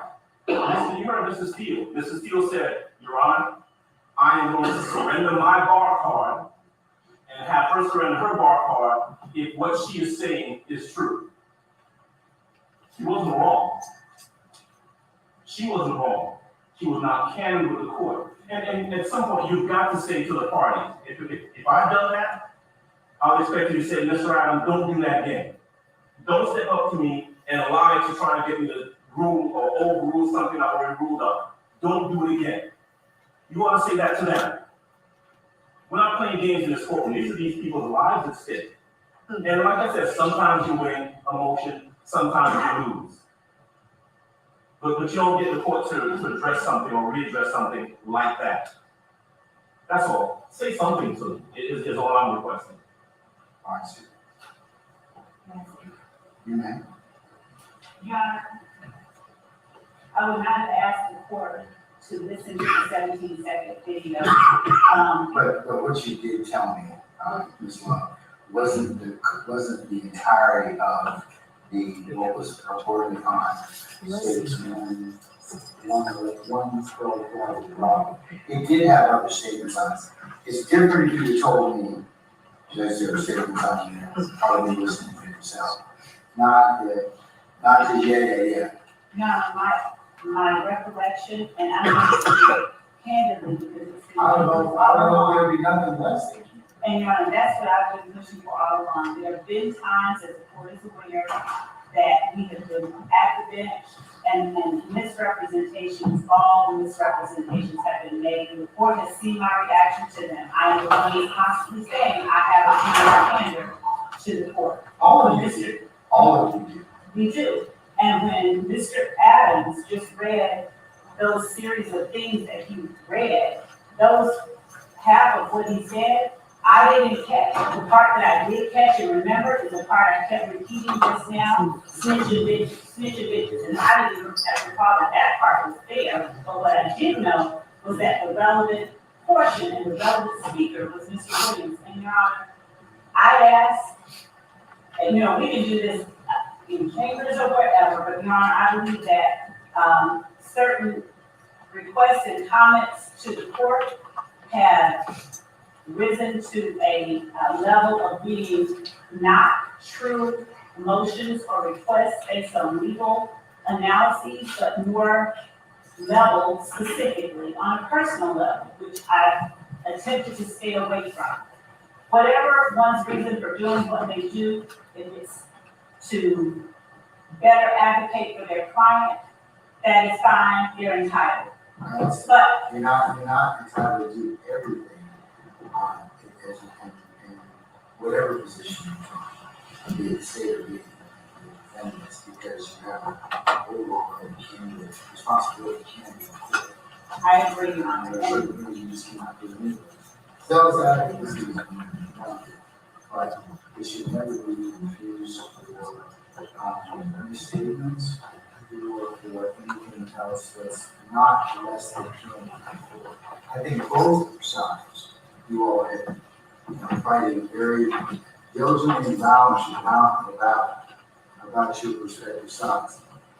And as I said a couple of days ago, what the public sees is, and there's friction between the state, the defense, and the court.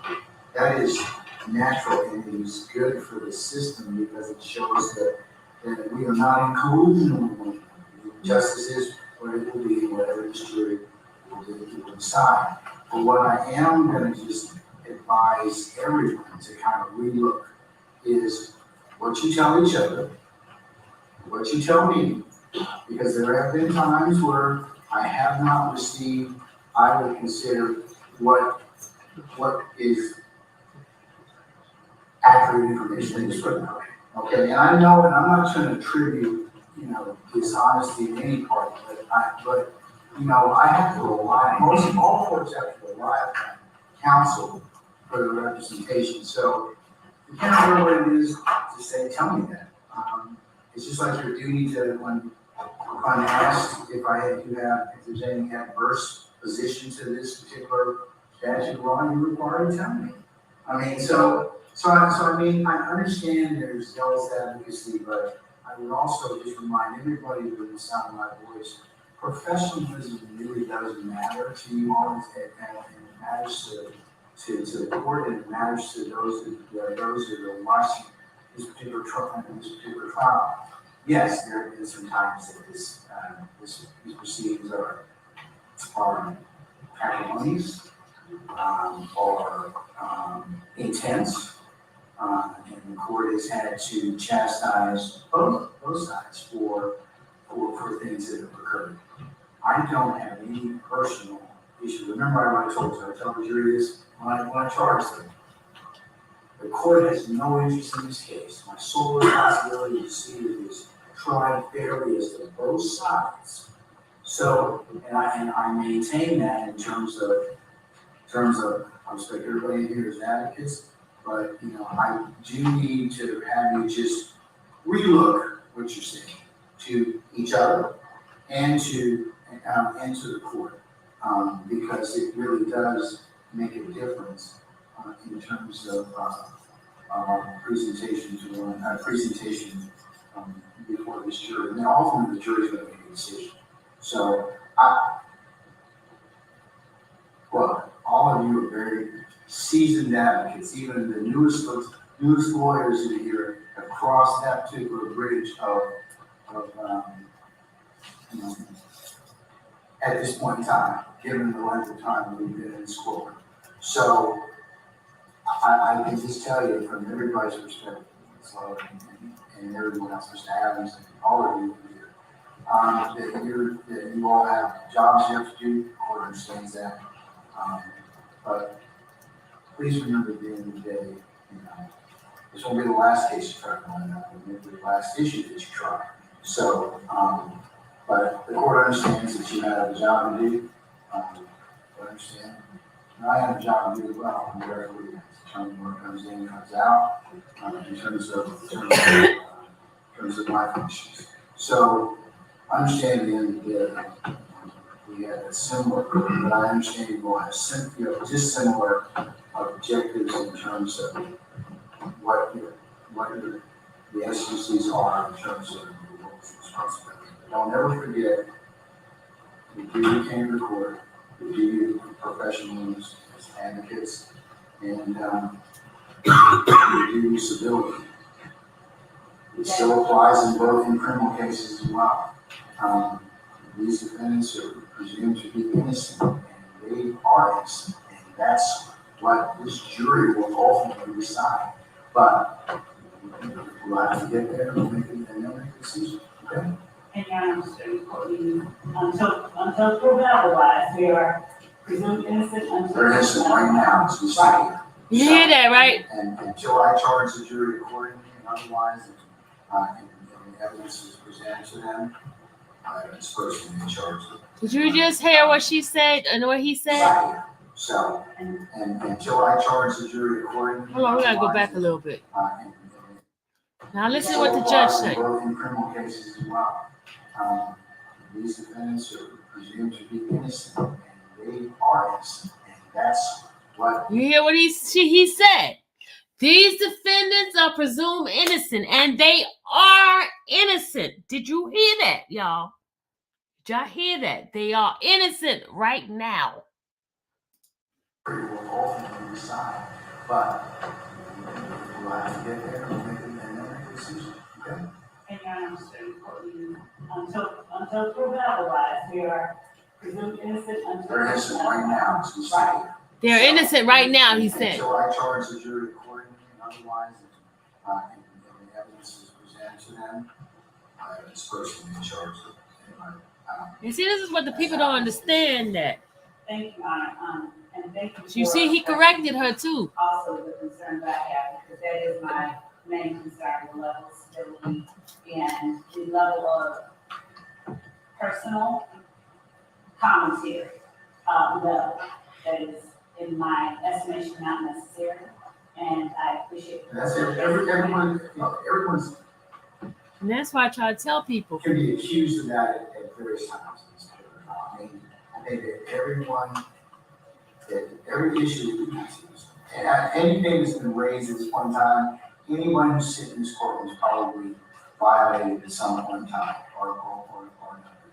However, let's just try and do better in terms of that. But just like I told you with the evidence and the other things that need to be brought forth, let's try and do better with that, because certainly, as I mentioned earlier, I don't want to have a jury sit here for long periods of time.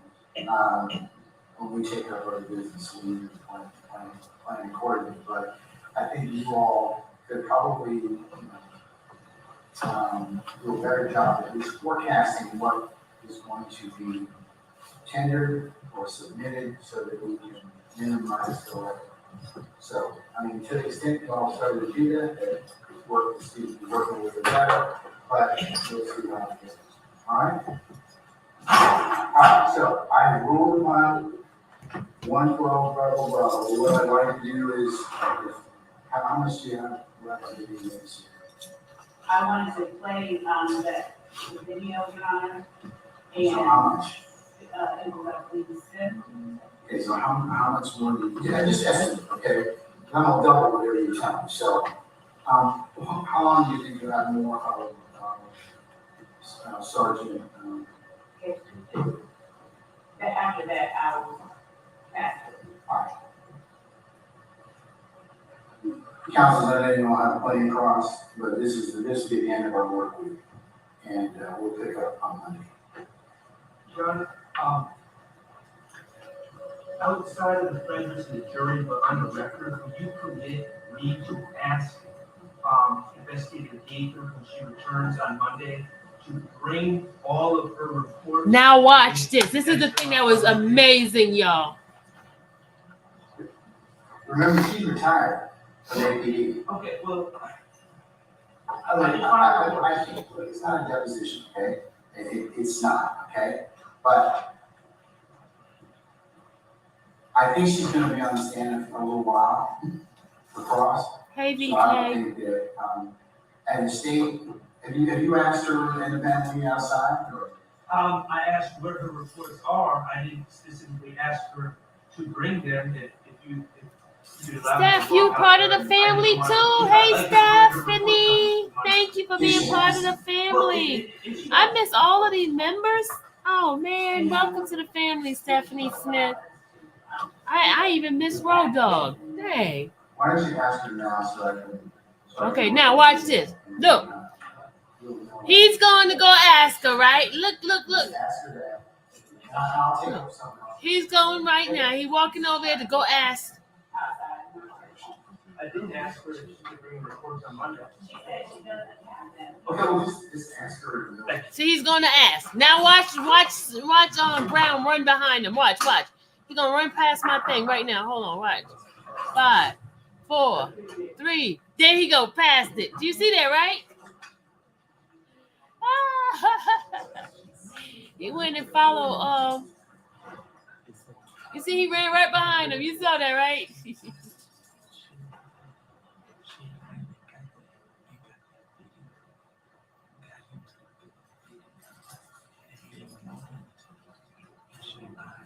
Oh, somebody gifted you, Road Dog? Okay, shout out. It must have been, I think, Nona was doing the gifting. Nona, thank you.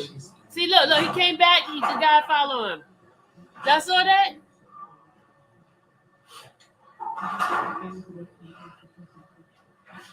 Now listen what he said. Your Honor? Ms. Weaver, is okay? Your Honor? Okay. Just for the record, I did step outside, investigator gave from the room, I think Mr. Brown came behind me. And I asked investigator Gaither to please bring, to the extent that she's able, all her reports regarding the Dexter Montgomery case on Monday.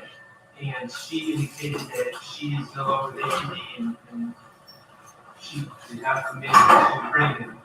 And she said that she didn't think she didn't bring them, but I did ask. She didn't think what I'm sorry. She indicated to me that she would not be able to bring them because she's no longer with APD, but I did ask. I made that request. Okay, does she have any reports? She did not indicate that she has any reports. Now he goes and said it. Summation of that conversation was very brief. She no longer was APD, she didn't have any reports, so she's not going to as you do. Okay, so. But that's what he just said. I did ask investigator Gaither to bring her reports. Okay. Are you satisfied with her, well, did she tell you that because she's no longer with APD, that she has not had any reports? Yes. Okay. And I'm not satisfied with that, but I understand. Okay, I understand that, but did you also ask her if she has any reports at home or anything that, I asked her to bring reports. She said she didn't have access to reports. Mr. Brown? That is what she said. She didn't have any reports, so, all right, okay, and you're satisfied with that inquiry, it still is not acceptable to you, but that's fine. Yes. I'll vote for the record. Thank you. Okay, all right, let's bring, so I get her back in, okay?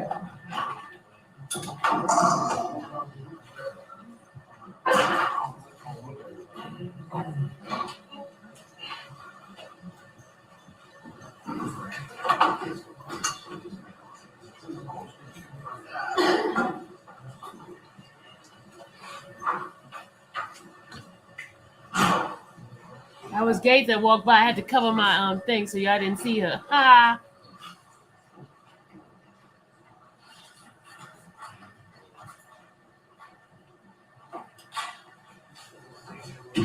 Now they're gonna play the 17-second video.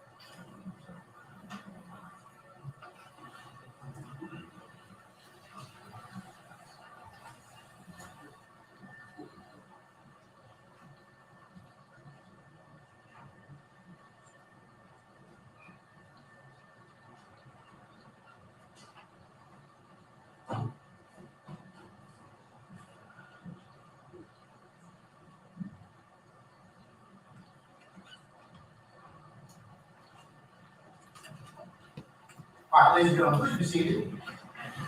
All right, thank you, sir. Thank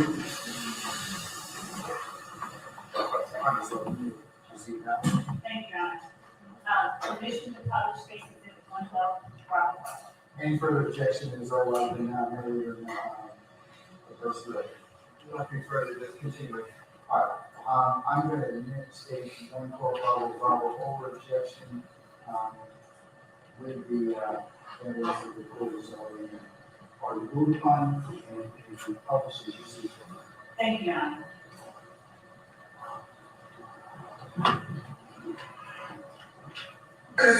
So nigga, a lot of their women, a lot of their kids, a lot of their brothers and sisters, they ain't be bringing the courtroom and tell God is true. Y'all get fucking killed, bro. You spit it, bitch. For realize it.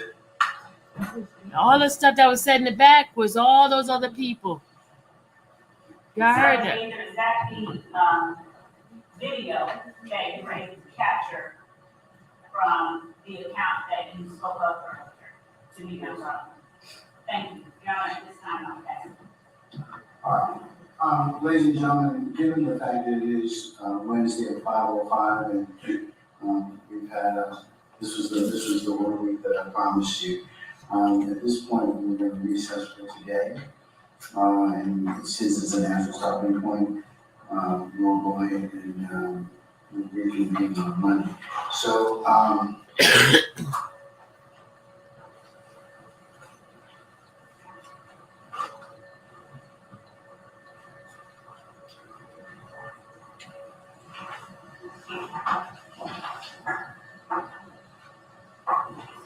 retired Lieutenant David Mountain, can you come back Monday, morning the 29th of April for 8:30, please? Okay. 8:30 Monday, y'all. Be ready. 8:30 Monday, See you y'all. on Monday.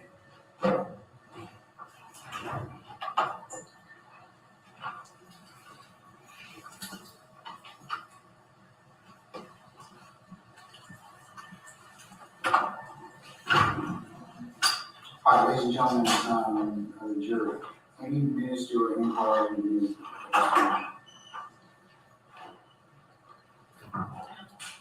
Yeah, I need to go check with AT&T and see if I can get that little hotspot. I need to go to AT&T. Administrative days tomorrow and Friday. Think AT&T open tomorrow? I need to go check. And I have signed the order effective as of tomorrow, so you need remuneration for tomorrow and Friday since I've designated this administrative days, okay? All right. We will reconvene on Monday. I'd like you all to be here as close to 8:30 as you can for our anticipated 9 o'clock start time. 9 o'clock start time, 8:30. And we will Be work there. on it pretty much all day. Okay? Not simple. We're gonna work the whole day, y'all. Ladies and gentlemen, That was it on that. So,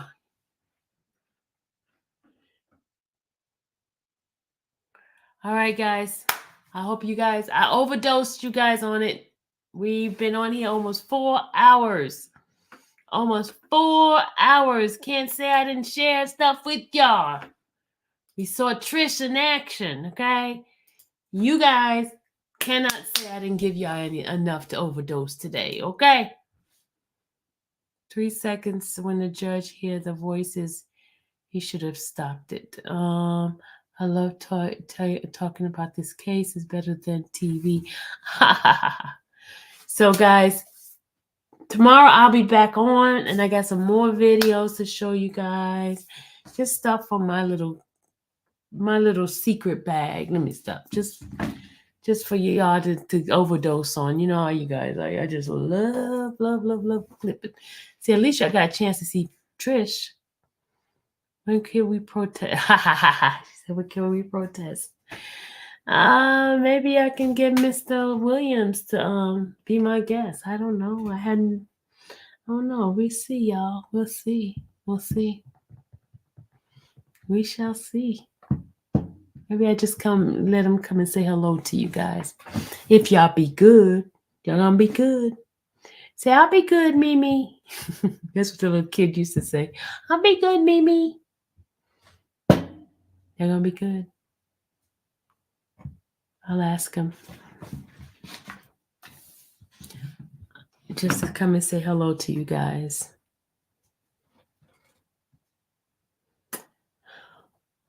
I am him, say I'll be good.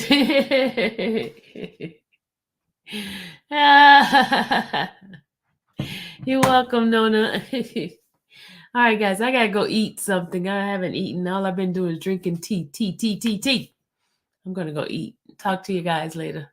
Love you guys. All right, let's say the prayer. May the Lord watch between me and thee while we're absent one from another. I just want to tell you guys, I just love being in doing this YSL stuff because you guys are the bomb.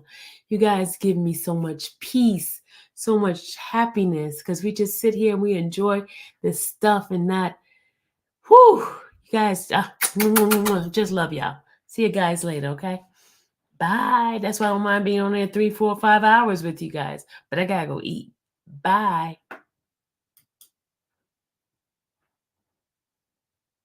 I gotta put my little church song on here. Hold on. See y'all later. Bye.